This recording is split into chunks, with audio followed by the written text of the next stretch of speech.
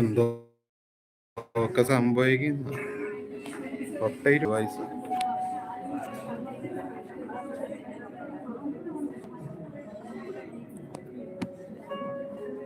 Okay.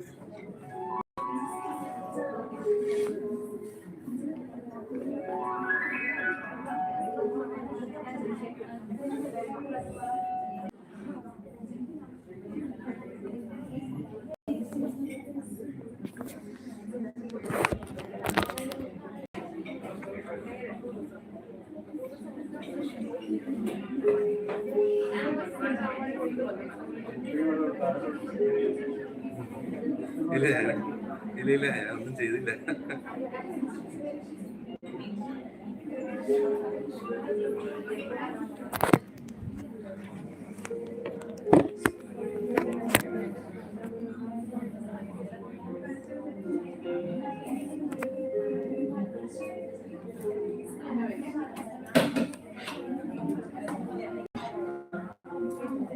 Thank you. ആ അതെ.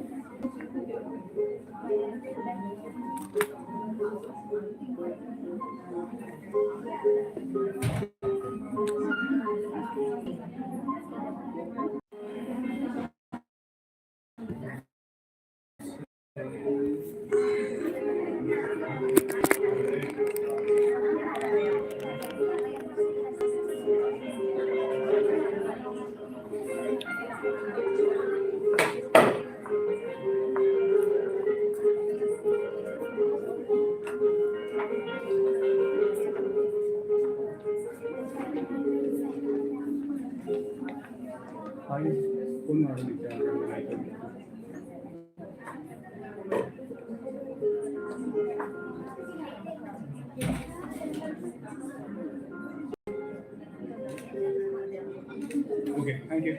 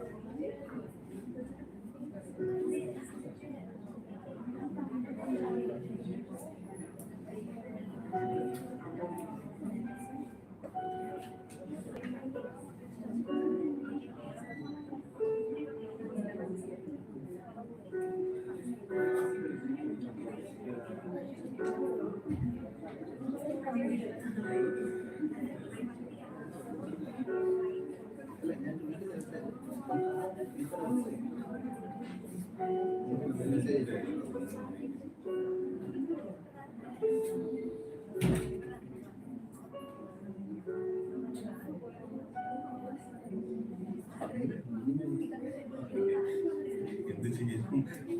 ഞാൻ വിചാരിച്ചു നിങ്ങൾക്ക് ഒഫീഷ്യൽ ഗ്രൂപ്പ്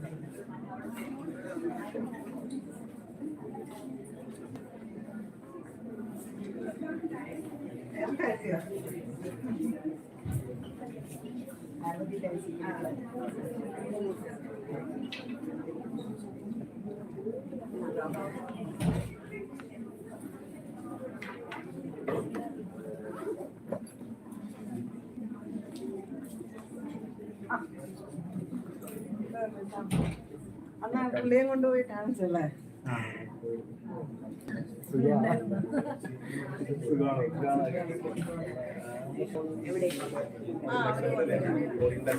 ഇപ്പോഴും ഉണ്ടോ?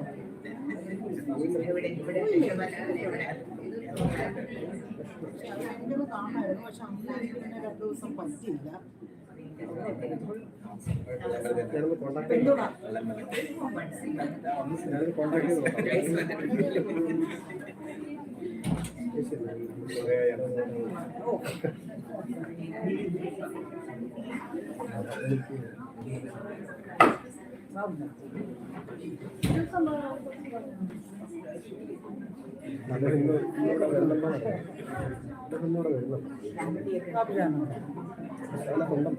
ആ ശരി ശരി. അപ്പോഴാണെങ്കിൽ കഴിയുമ്പോൾ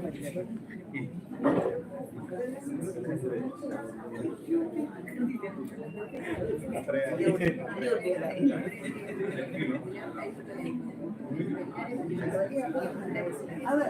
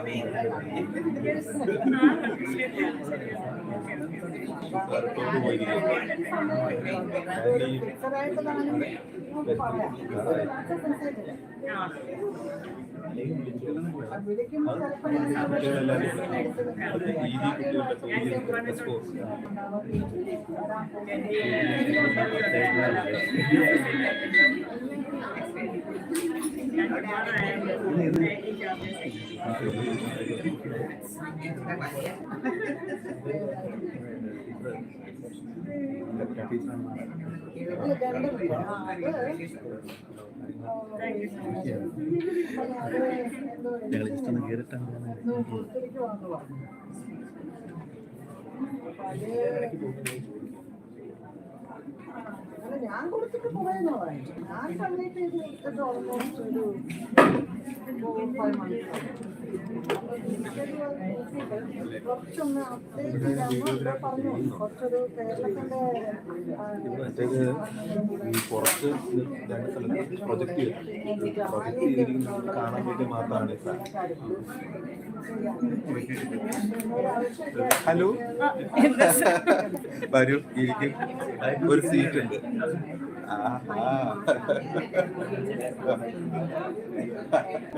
ഇതുപോലെ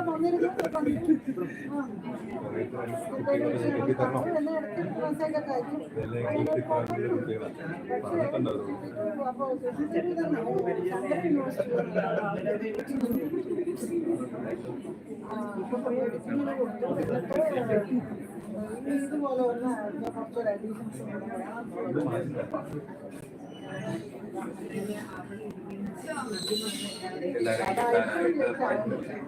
ഞാൻ ആ സൈഡിലോട്ട്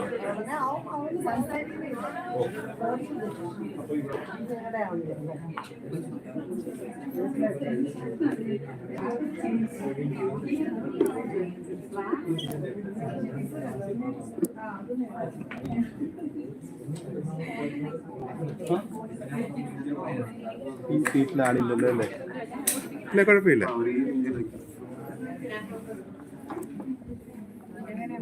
വേണ്ട അവിടെ ഈ സീറ്റിൽ ആളില്ലല്ലോ എന്ന് യാത്ര ചോദിച്ചത്.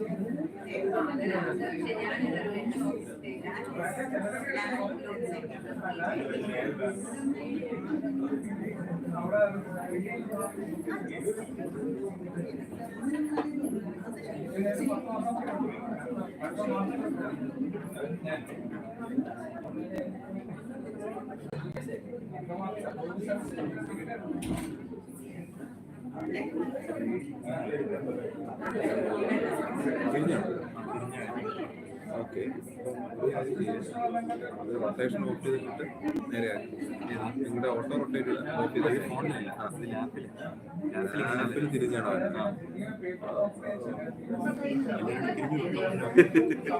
അതിനിപ്പോൾ എന്ത് ചെയ്യാൻ പറ്റും? ഇത് നേരെയാക്കിയാൽ മതി.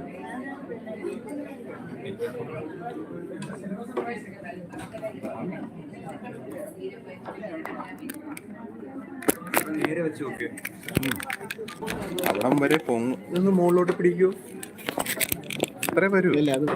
ഈ സൈഡിലെ വെക്കാൻ പറ്റില്ല സാറേ, ഇങ്ങനെയാണ് വെക്കുക. ഇങ്ങനെ വെക്കുക, ഇങ്ങോട്ടാക്കിയാലും. അപ്പൊ തിരിച്ചു അല്ല, ഇങ്ങോട്ട് വരത്തില്ല. ഓറിയന്റേഷൻ തിരിച്ചായി. ഓക്കെ, ശരി. വാവ്,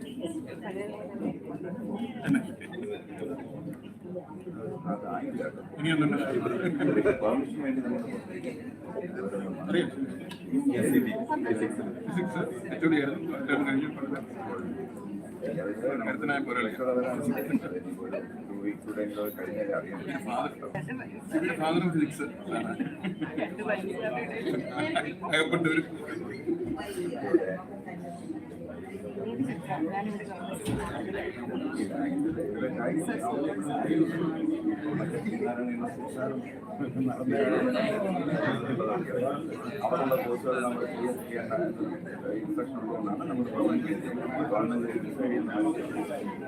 കേട്ടോ.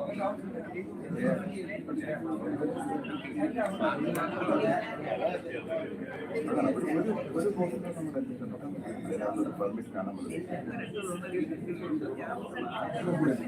വിളിച്ചാൽ മതി. വിളിക്കുകയോ മെസ്സേജ് ചെയ്യുകയോ ഒക്കെ ചെയ്യും.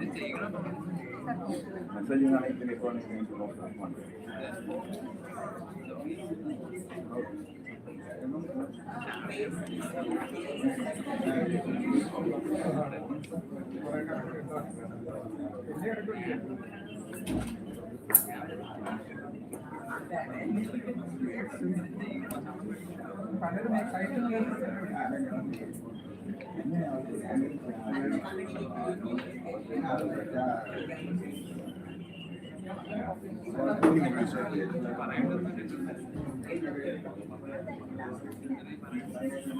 നമ്മൾ യൂണിവേഴ്സിറ്റിയുടെ സമയത്ത് കണ്ടെത്തണമെന്നുണ്ട്. ഈ അകത്ത് പോയി വാട്സ് മറ്റേ മോഹൻലാലിന്റെ ചാമ്പില്ല മറ്റൊരു ഫീലായിരുന്നു. ആകാശ് കപ്പ ബിരിയാണി ആകാശ് രണ്ടാമത്തെ പിന്നെ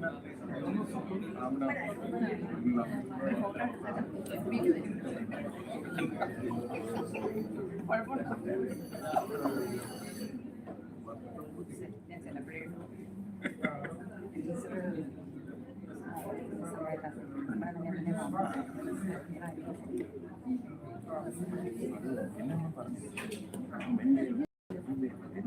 നമ്മുടെ സ്ഥലത്ത് ഓർഡർ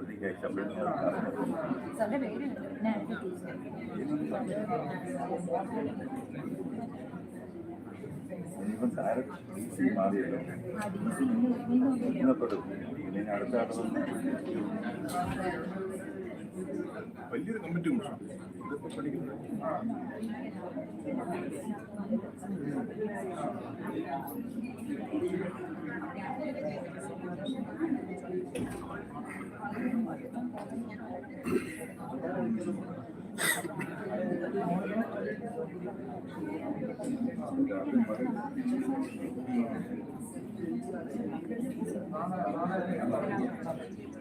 വേണ്ടതല്ലേ ഒന്നുമില്ലാത്തവരാണെന്ന് പറഞ്ഞല്ലേ.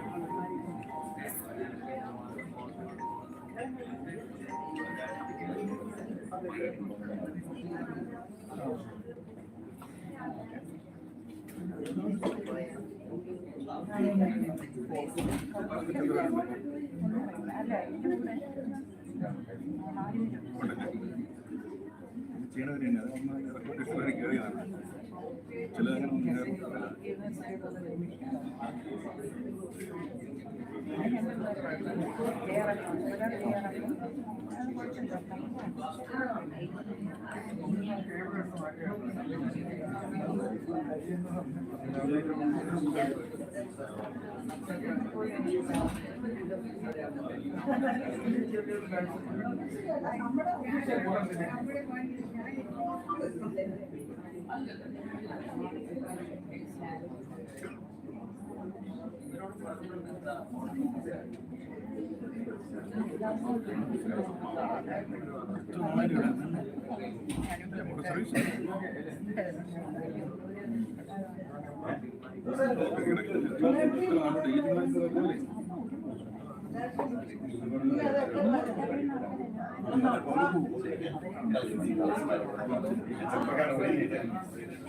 അങ്ങനെ അതിനെ പോട്ടല്ലേ നമ്മളെ കാണാൻ പാടില്ല.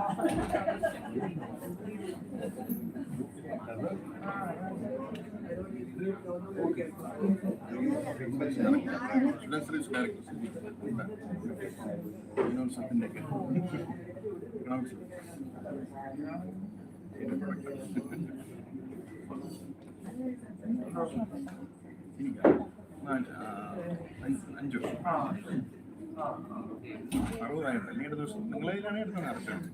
അടുത്ത മാർക്ക് പോയാൽ നിങ്ങൾ കോളേജ് പ്രിവിലേജ് ഉണ്ടോ?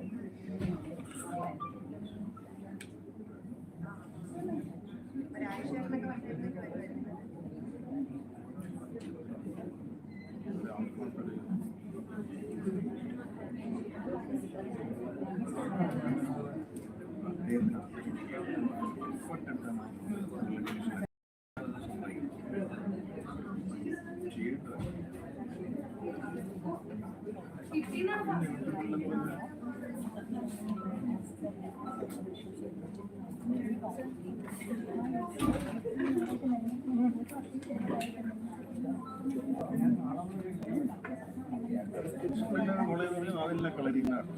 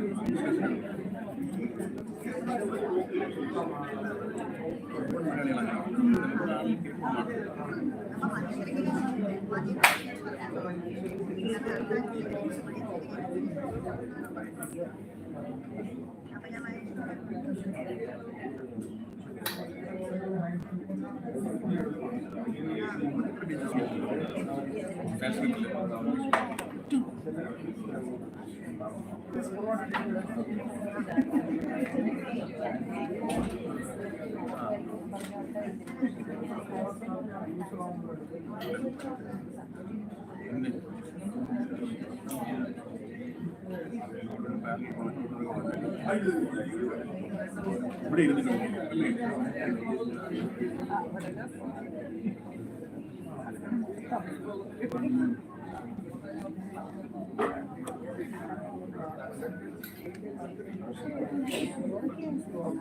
അല്ലേ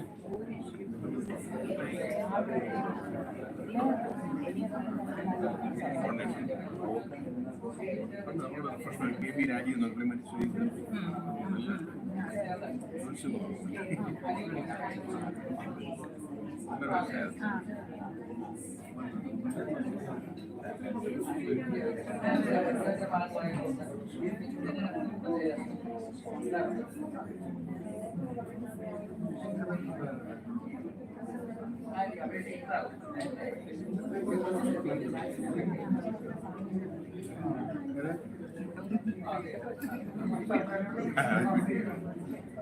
ക്ലാസ് പിടിക്കാൻ പറയാത്ത പോലെ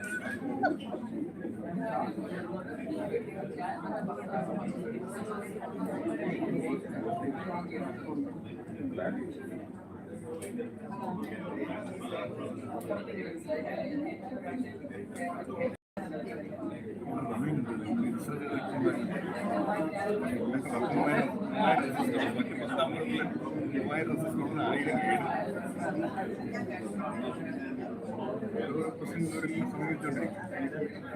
എല്ലാം നമുക്ക് പരിഹരിക്കാൻ പറ്റുന്നതായിരിക്കില്ല. ഏതും ഇവിടെ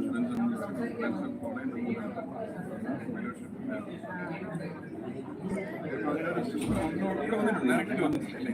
ഡയറക്റ്റ് ഫീസറിങ്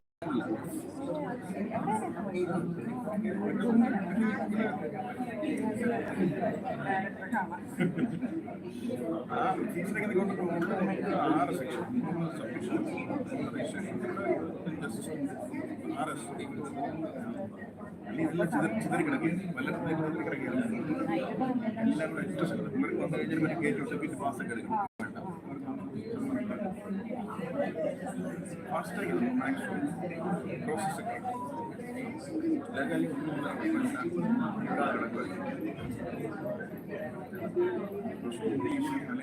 കുറേ സീരിയസാണ്.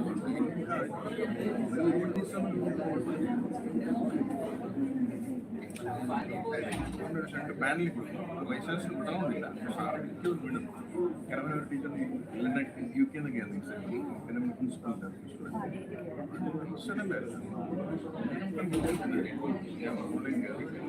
അദ്ദേഹം തന്നെ 1 മണിക്ക് വരും.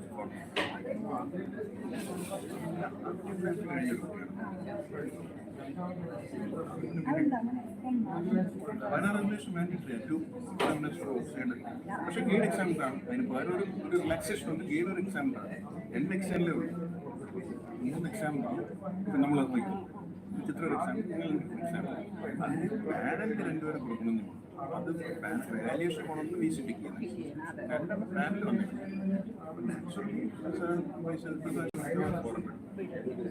പുറത്തവരെയും നോക്കിയിരുന്നുണ്ട്. കറക്റ്റ് വൈവിക്ക് ഓൺലൈനെ അവർ പോരാ. ഒരുപാട് U K, Europe, Germany, U S കഴിഞ്ഞ സയൻസിൽ യു എസ് ഉണ്ടായിരുന്നു. ബയോടെക്നോളജി രാജീവ് സെൻട്രൽ ഉണ്ട്. യു എസിനായിട്ട് ബയോ ക്ലിനിക്ക് അങ്ങനെയൊക്കെ ഭയങ്കരമായ ഓൺലൈൻ രണ്ടും മൂന്നും നാലും കറക്ഷൻ റീസോഴ്സ് നല്ല കേസാണ്.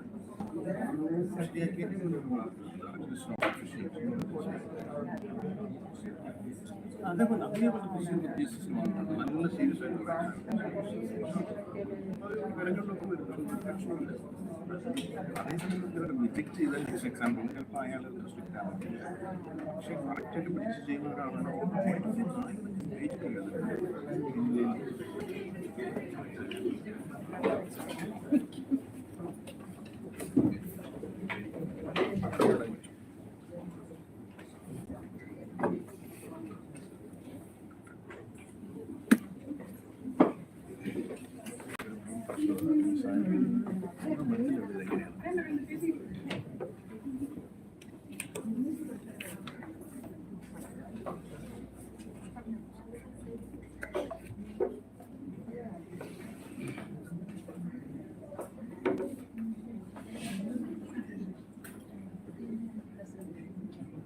A very good morning to all of you. The weather seems to be on our side today, just as pleasant as it should be. So we've gathered here for the book launch of Affective Feminisms in Digital India, Internet Rebels, by the much celebrated academician and author, Professor Meenakshi Pillai. It's a great privilege to be amidst so many eminent scholars, teachers, and young students. We could not have asked for a better gathering. Let me extend a very warm welcome to all the luminaries on and off the dais, and also to all of you who have made it to this event. Your presence matters a lot to us. Thank you so much for coming. Without much delay, let's get on with the event that we've all been waiting for. To offer the welcome address, I invite Professor Meenakshi Pillai.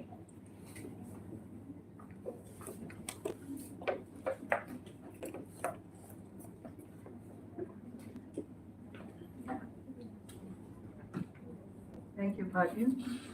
Good morning to everybody. Honorable Minister for Higher Education and Social Justice, Dr. R. Bindu, or Bindu teacher, as many of us call her. The Honorable Vice Chancellor of the Sri Shankaracharya University of Sanskrit, Professor M.V. Narayanan, or our own Narayanan Marsh. These are alumnus.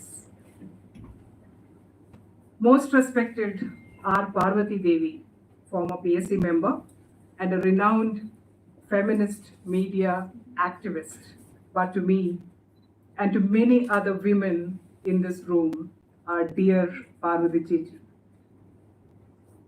Respected members of the syndicate, Dr. Naseem had to leave a little early, Advocate K.H. Babujan sir, my beloved colleague, Dr. P.P. Ajay Kumar, former Pro Vice Chancellor and currently the Director of HRDC, and our Senior Professor, my own teacher, Dr. Jamila Begum, Mini Sugumar, a gathering. We also have a live streaming outside because this hall is too small, I think, for all my students, well-wishers, colleagues who came to lend me their support. A warm welcome to each and every one of you.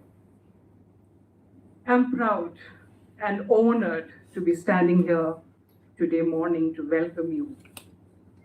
I'm also extremely privileged that a humble dream of mine to record the gendered dimensions of this digital revolution in India came out in print and has received so much support from all of you. Initially, what set me thinking on this book was a very contentious debates around feminisms in Kerala. It was as though only some people owned the term feminism or feminist. Aren't we all, each and every one of us in this hall, all of us women, indulging in little acts of rebellion, of intimate mutinies? This was a question that I often ask myself. This book that we are about to launch today, even as I welcome you, I would like to give you a very, very brief introduction as to how I came to write about it.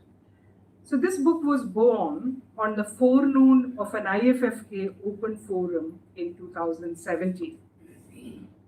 Many prominent women actors and directors were there in this open forum, and I was the moderator. I began the forum with a very simple question. How fair has Malayalam cinema been to its women? And you know what that would have opened up? It opened up a Pandora's box, and there were floodgates of opinions, debates, discussions. But the actor Parvati Thiruvoth, she came out vehemently and talked about the misogynist portals of Malayalam cinema, and particularly about a film that had just been released. I think you know the movie Kasaba. So it had just been released, and she talked about this particular movie in a very, she was very critical about the movie and the entire superstardom and the structures around it.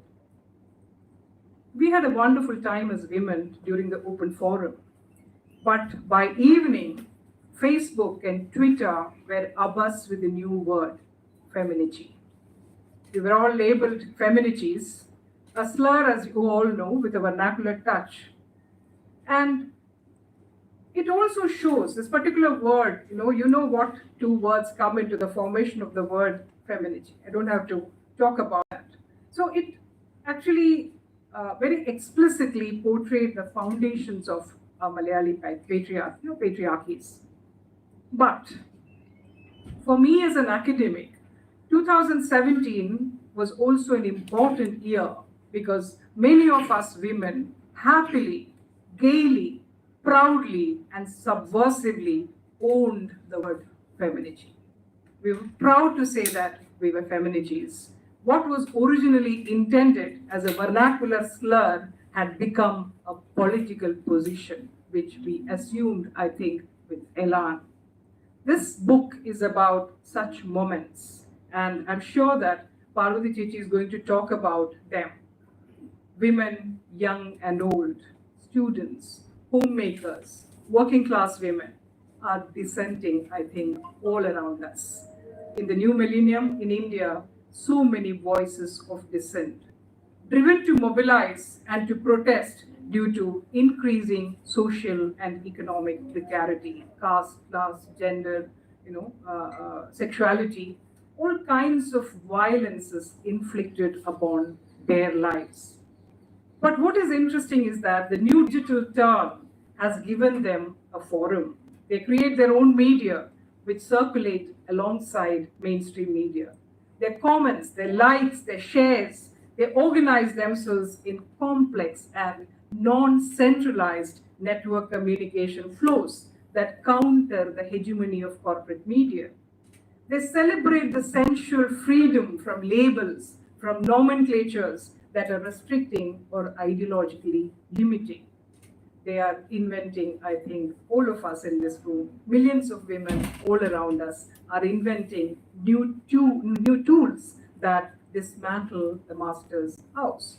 So I think this digital turn, which is what the book is talking about, has helped many of us find small spaces, small communities of like-minded people whose voices, I think, were never ever heard before. We have begun hearing these little voices, these small voices, never heard of in popular culture, never heard of in mainstream media.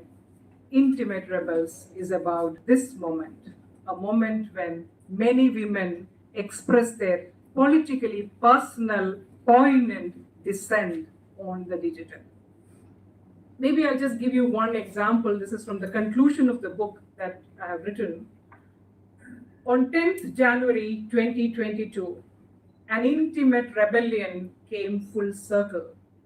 Millions of women who possibly straddled several strands of feminism, some were liberal feminists, some were radical feminists, some were academic feminists, some were armchair feminists, eco-feminists, social feminists, spiritual feminists, non-feminists, people who did not even claim the label feminist. All of them came together on the digital. Many of them had nothing in common, no perceived necessity for consensus, yet they all came together and stood in solidarity with an actor, the survivor of a sexual attack, of a sexual assault, as she broke her silence on Instagram. Her post alone, her Instagram post alone, had 5,75,757 likes and millions of shares, and each share had, so look at the amount of dissent that was being generated, as also the solidarity that was being generated.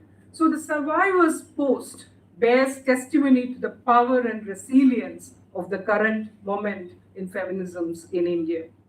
I think earlier feminist mobilizations, both Bindu teacher and Parvati Chichi would speak about that. They were larger organized protests, but now the nature has changed. These are not organized protests. They don't have one single banner, but women come together. Women and men and transgender people all come together with a willingness to keep their collective eclectic as also fussy. That's what I think. So I think this kind of a dynamic, decentralized, emergent conversation made publicly visible to everybody. It's not to be hidden away in private groups. So this persistence of women is what I wanted to write about in the book, and that is what I have done. So a kind of an asynchronous, consensus, as also dissent. Women are also quarreling about positions. So there is also dissent, debate, and critique. So these are the many feminisms, the affective feminisms that I'm talking about in the digital turn.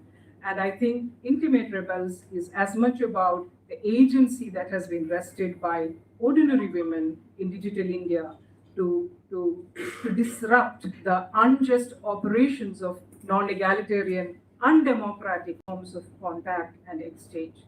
This is about #MeToo. It is about anti-rape narratives. It is about Arpo Artavam. It is about Pink Chaddi. It is about women's walls. It is about the fish fry debate, remember that, and a host of other performative dissent.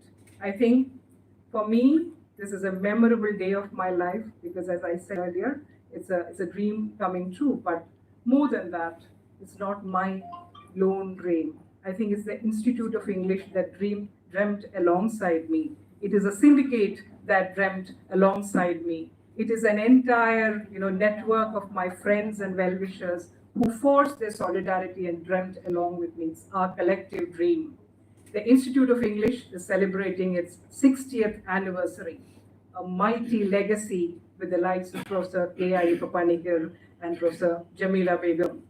My book comes at this opportune moment, and I'm immensely delighted that the people that I hold closest to my heart, these are all people who are very close to me, the people who are closest to my heart in the academic world of Kerala, are here to partake in our joy and pride.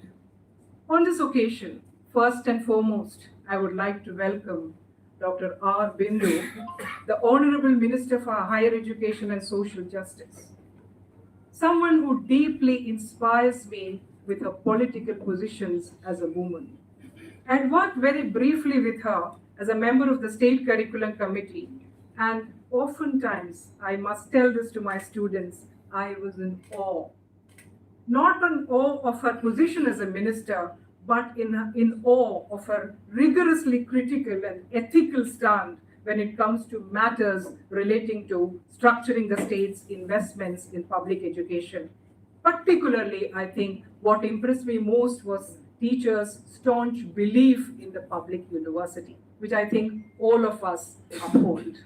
So because of that and the number of other positions that she has taken, I think she's not only going to launch the book, but she's also going to launch Intimate Rebellions, hopefully in amongst many women in Kerala.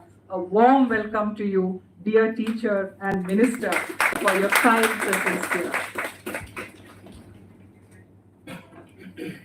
I do not know how to welcome Professor M.V. Narayanan.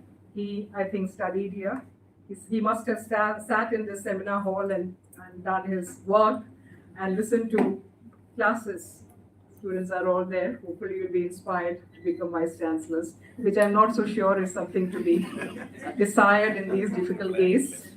I don't know whether I should welcome him, for he's one of us. In moments of my deepest academic crisis, this is where I think the academia should form a community. There are differences. I think in all moments of my deepest academic crisis, I have reached out to him time and again, at all possible odd times. Sometimes I was a little frightened his wife would yell at me, but at all possible times, odd times in the night, and he has always responded with empathy and a deep sense of ethics. There is nothing I have done in the last 1 decade of which Marsh has not been a part, maybe even a co-conspirator. He's putting on a very stoic expression, but I know I'll get what I'll get for this. I welcome you, Marshe, only as one can welcome someone who is integral to one's own academic grain. Welcome. I welcome Parvati Chechi, again someone beloved of me. Her accomplishments and credentials, of course, go much beyond what I can describe here. But to me, she is the essence of a feminist activist, relentless in her positions, deeply empathetic in her bondings, at the same time full of fun and mirth in her companionship, which I immensely value. I owe her many moments of deep insight into many contemporary debates, and I'm most delighted that she will be introducing my book. And I'm sure that she's going to say many wicked things about the book, but I anticipate that and I'm prepared to. Most welcome. Oftentimes, as many of you would have noticed, Sir commented, my deputy teacher's husband, Sir commented on that. Oftentimes, my academic seminars and functions are strictly academic. My students also know that. Most often, I do not invite syndicate members or people from, governance and policy making, all that. But this time was an exception, and that has a reason. I think in the entire history of the University of Kerala, no other syndicate has worked so tirelessly for the betterment of the university than the current one. I think you can see, if you go to Karyavattam campus, you can see the change there. You're beginning to see change here also. I think many years ago, I want to narrate this incident so that you understand the significance of the syndicate. Many years ago, I was at the Sanskrit University, and I got a Commonwealth Fellowship to study in UK at the University of Sussex. The syndicate denied me permission, saying that they had never heard of the Commonwealth, and why should a faculty go to UK to do research? I still remember, had it not been for Professor K.N. Panikkar, I would not have been able to go. He stood up in the syndicate and said that he would step down. That is what a syndicate member told me later. If my faculty is unable to go on a prestigious fellowship, there's no purpose in me being a vice chancellor. So that was the way he got me to Sussex, the University of Sussex. But come 2019, there was a change in the University of Kerala. Because I remember writing the Fulbright proposal. I remember getting the award letter. After that, I didn't do anything. I didn't have to wait in the corridors of power. My leave, I don't know what leave I was going to take, but the syndicate decided that sabbatical would be a good alternative. And when nobody else in Kerala, because in most colleges we don't have sabbatical, but they decided that this was probably a loophole with which they could send me off. So everything was taken care of by them. And for that kind of, an attempt where the research and academia and academics work alongside the syndicate and the policy makers, I think it's an exemplary moment in the history of higher education in Kerala. And it is because of that Advocate Babujan sir is here. I don't know how to thank you, sir. Probably this welcome is becoming a vote of thanks. It was an amazing team that we have had, and as a representative of them, I welcome you to our midst.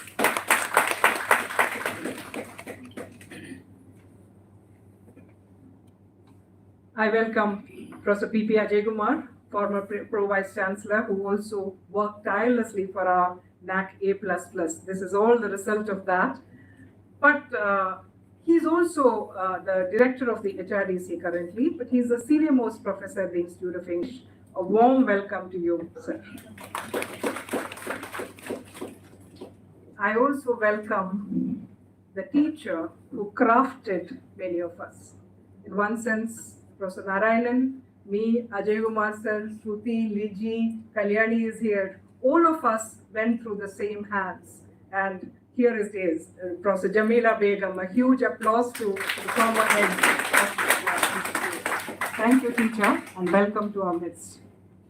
My friends and colleagues from other departments, from Russian, German, Siddiq is here, many others, Lakshmi is here, CB from physics, so many other departments we know. I can see faces all around from Karivata. Thank you, and a warm welcome to each and every one of you. There are artists. Uniyar came in the morning. He lent his solidarity. Rajashri is here, Rajashri Warrior. Thank you, and a warm welcome to you. Two friends with whom I have quarreled on and off. I wouldn't speak to them because of some of the political positions and criticisms I had of their work for some time. But then, every time I tried to quarrel with them, they would come back and hug me. And they are here, Dr. P.K. Rajshekharan and Dr. Radhika C. Nair. I just cannot quarrel with them, friends, because they make it a point to love me all the more. Thank you for being here and welcome. I still remember the modernity seminar we had with Dr. P.K. Rajshekharan here. People were hanging from the fans. There was no space. That was a kind of a crowd pull. That's a kind of a crowd puller he is. So welcome, Rajshekharan and Radhika, and all others, all of you who have come here from the other colleges, neighboring departments. But most importantly, my colleagues. Dr. Lal is here. Vishnu and some of my colleagues are in Goa. Lakshmi Priya is in Goa, ma'am. So some of them are not here, so we are missing them. But nevertheless, all my colleagues. Apu has been, I think he hasn't slept in the last 3 days. Thank you, Apu. And most importantly, a warm welcome to my students. A warm welcome, because I cannot thank them enough. This is for our pro-chancellors to hear. They literally cleaned the entire Institute of English. They went from pillar to post, gathering things, cleaning up. These are limited resources, but they understand that this is a public university, and I could see the pride with which they were doing things yesterday. Thank you, and a warm welcome. Finally, I welcome my PhD scholars. Without them, this book would not have been possible. You don't know what monsters they are. They made me rewrite chapters, I would feel very good in the morning, but during the day I would have a discussion with them, and they would tear the book to pieces. They would say, ma'am, where is your hypothesis? Is this a hypothesis you're going to work with us in this chapter? And believe me, they are the worst monsters to work with. They made me redo. I was almost on the verge of giving up, but then they stood alongside me.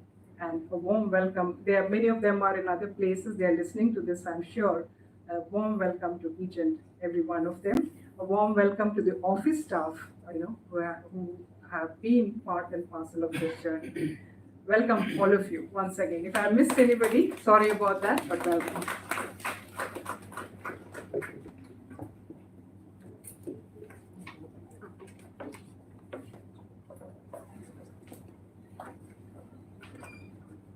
What a powerful start to the event. It's always a pleasure listening to you, ma'am. Thank you once again.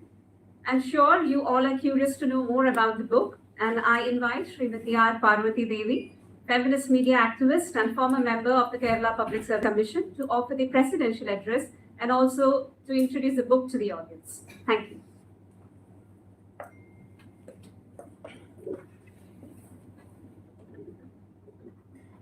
ആരാധ്യയായ മന്ത്രി doctor R Bindu, എൻ്റെ സുഹൃത്തു കൂടിയായ ശ്രീ നാരായണൻ, ശ്രീ ബാബുജാൻ, മറ്റു പ്രിയപ്പെട്ടവരെ, പ്രിയപ്പെട്ട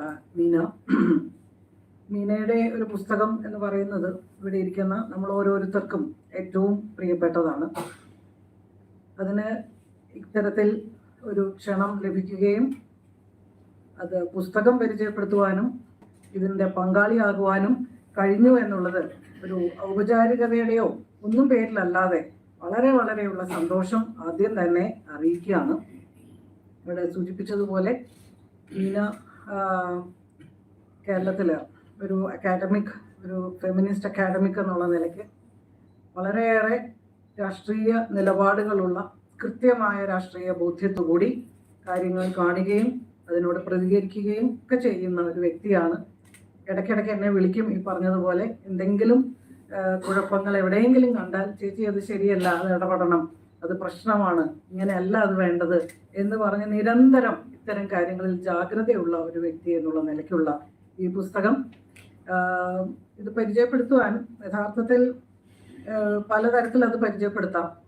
ഒരു 10 മിനിറ്റിൽ പറയാം, അല്ലെങ്കിൽ ഒരു മണിക്കൂർ പരിചയപ്പെടുത്താൻ. കാരണം വളരെ വളരെ ആഴത്തിൽ അക്കാദമികമായ എല്ലാ ടൂൾസും ഉപയോഗിച്ച്, എല്ലാ തരത്തിലുള്ള ഉപദാനങ്ങളും ഉപയോഗിച്ച്, ഏതൊക്കെ തരത്തിലുള്ളതാണോ അതെല്ലാം ഉപയോഗിച്ചുകൊണ്ട് ചെയ്തിരിക്കുന്ന ഒരു പുസ്തകമാണ്.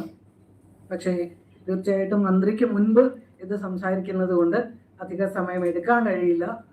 അവരുടെ തിരക്ക് എനിക്കറിയാവുന്നതാണ്. എങ്കിൽ പോലും മീനയ്ക്കും ഒരു ആഗ്രഹമുണ്ടായിരുന്നു മന്ത്രിയും കൂടി പരിചയപ്പെടുത്തൽ നിന്ന് കേൾക്കണമെന്ന്. അതുകൊണ്ടാണ് അതിന് മുൻപ് എൻ്റെ പരിചയപ്പെടുത്തൽ വെച്ചിരിക്കുന്നത്. വളരെ കുറച്ച് സമയം കൊണ്ട് മാത്രമേ ഞാനത് പരിചയപ്പെടുത്താൻ അതുകൊണ്ട് ഉദ്ദേശിക്കുന്നുള്ളൂ. അതിനുശേഷം തീർച്ചയായിട്ടും ഈ പുസ്തകത്തെക്കുറിച്ച് എഴുതുകയും അതിനെക്കുറിച്ച് ചർച്ചകൾ സംഘടിപ്പിക്കുകയും സംവാദങ്ങൾ സംഘടിപ്പിക്കുകയും ഡിജിറ്റൽ ലോകത്ത് മാത്രമല്ല ഓൺലൈനും ഓഫ്ലൈനും ഒക്കെ ആയിട്ടുള്ള പരിപാടികൾ നമുക്ക് സംഘടിപ്പിക്കാൻ കഴിയും എന്നുള്ളത് കൊണ്ട് വളരെ ചുരുക്കി കുറച്ച് വാചകങ്ങൾ മാത്രം പറയാനാണ് ഞാൻ ഉദ്ദേശിക്കുന്നത്. ഇവിടെ സൂചിപ്പിച്ചതുപോലെ ഇവിടെ ഇപ്പോൾ ഉള്ളവരിൽ മിക്കവാറും എല്ലാവരും അക്കാഡമിക് രംഗത്തുള്ളവരാണ്, അധ്യാപകരായാലും വിദ്യാർത്ഥികളായാലും. എങ്കിൽ പോലും ഇതിൽ 2 വാക്കുകളാണ്, 2 പദങ്ങളാണ് ഏറ്റവും പ്രധാനമായിട്ട് മീന ഉപയോഗിച്ചിരിക്കുന്നത്. ഒന്ന് അഫക്റ്റാണ്, ഒന്ന് പ്രിക്കാരിറ്റിയാണ്. ഈ 2 വാക്കും എങ്ങനെയാണ് ഞാൻ മലയാളത്തിൽ പരിചയപ്പെടുത്തുക എന്ന് ഞാൻ കുറേയേറെ നോക്കി. രാജശേഖരനെ വിളിച്ചില്ല എന്നുള്ളതേ ഉള്ളൂ. ChatGPT വരെ ഞാനൊന്ന് ശ്രമിച്ചു നോക്കി. പക്ഷേ ഇതിന് 2നും കൃത്യമായ ഒരു മലയാളം വാക്ക് നമുക്കറിയാം. പ്രിക്കാരിറ്റ് എന്നൊക്കെ പറയുന്ന വാക്കുകൾ, പ്രിക്കാരിറ്റി എന്ന് പറയുന്നതിന് ഒരു തർജ്ജിമ നമുക്ക് കിട്ടുമായിരിക്കും. പക്ഷേ ഇന്ന് അക്കാദമിക ലോകത്ത് നടക്കുന്ന വളരെ മായ ചർച്ചകളിലൊക്കെ കടന്നു വരുന്ന 2 വാക്കുകളാണ്. അപ്പം അഫക്റ്റ് തന്നെ ലേബറുമായി ബന്ധപ്പെട്ടാണ്, അധ്വാനവുമായി ബന്ധപ്പെട്ടുള്ള ഒരു സിദ്ധാന്തമായിട്ടാണ് അത് പലപ്പോഴും ഉയർന്നു വരുന്നത്. നവ മാർക്സിയൻ ചിന്തകരും ആധുനികമായ ഏറ്റവും പുതിയ നവീനമായ സ്ത്രീവാദ പണ്ഡിതരും ഒക്കെ തന്നെ ഇത് ലേബറുമായി ബന്ധപ്പെട്ടാണ് കൂടുതലും ഉപയോഗിക്കുന്നത് എന്നാണ് ഞാൻ മനസ്സിലാക്കിയത്. അപ്പൊ ഈ അഫക്റ്റ് തിയറി എന്ന് പറയുന്നത് വളരെയേറെ അമൂർത്തമായിട്ടും വളരെ ഫിലോസഫിക്കലായിട്ടും വളരെ തത്വചിന്താപരമായിട്ടും ഒക്കെ തന്നെ കാണേണ്ട ഒരു സങ്കല്പനമാണ്, ഒരു കൺസെപ്റ്റായിട്ടാണ് നമ്മൾ കാണുന്നത്. അതിനെ എങ്ങനെയാണ് മീന ഈ പുസ്തകത്തിലേക്ക് കൊണ്ടുവന്നത് എന്നുള്ളതാണ്. മറ്റൊന്ന് പ്രിക്കാരിറ്റിയാണ്. പ്രിക്കാരിറ്റി എന്ന് പറയുന്നത് നമുക്കറിയാം, അത് സ്ത്രീകൾ മാത്രമല്ലെങ്കിൽ പോലും അതിനൊരു മലയാളത്തിൽ നമ്മൾ പറയാനാണെങ്കിൽ അനിശ്ചിതത്വം, സന്നിഗ്ധാവസ്ഥ, ഭദ്രം, അരക്ഷിതത്വം, ഒരുപക്ഷെ ഇതെല്ലാം കൂടി ചേർന്ന ഒരവസ്ഥയായിട്ട് നമുക്ക് കാണാം.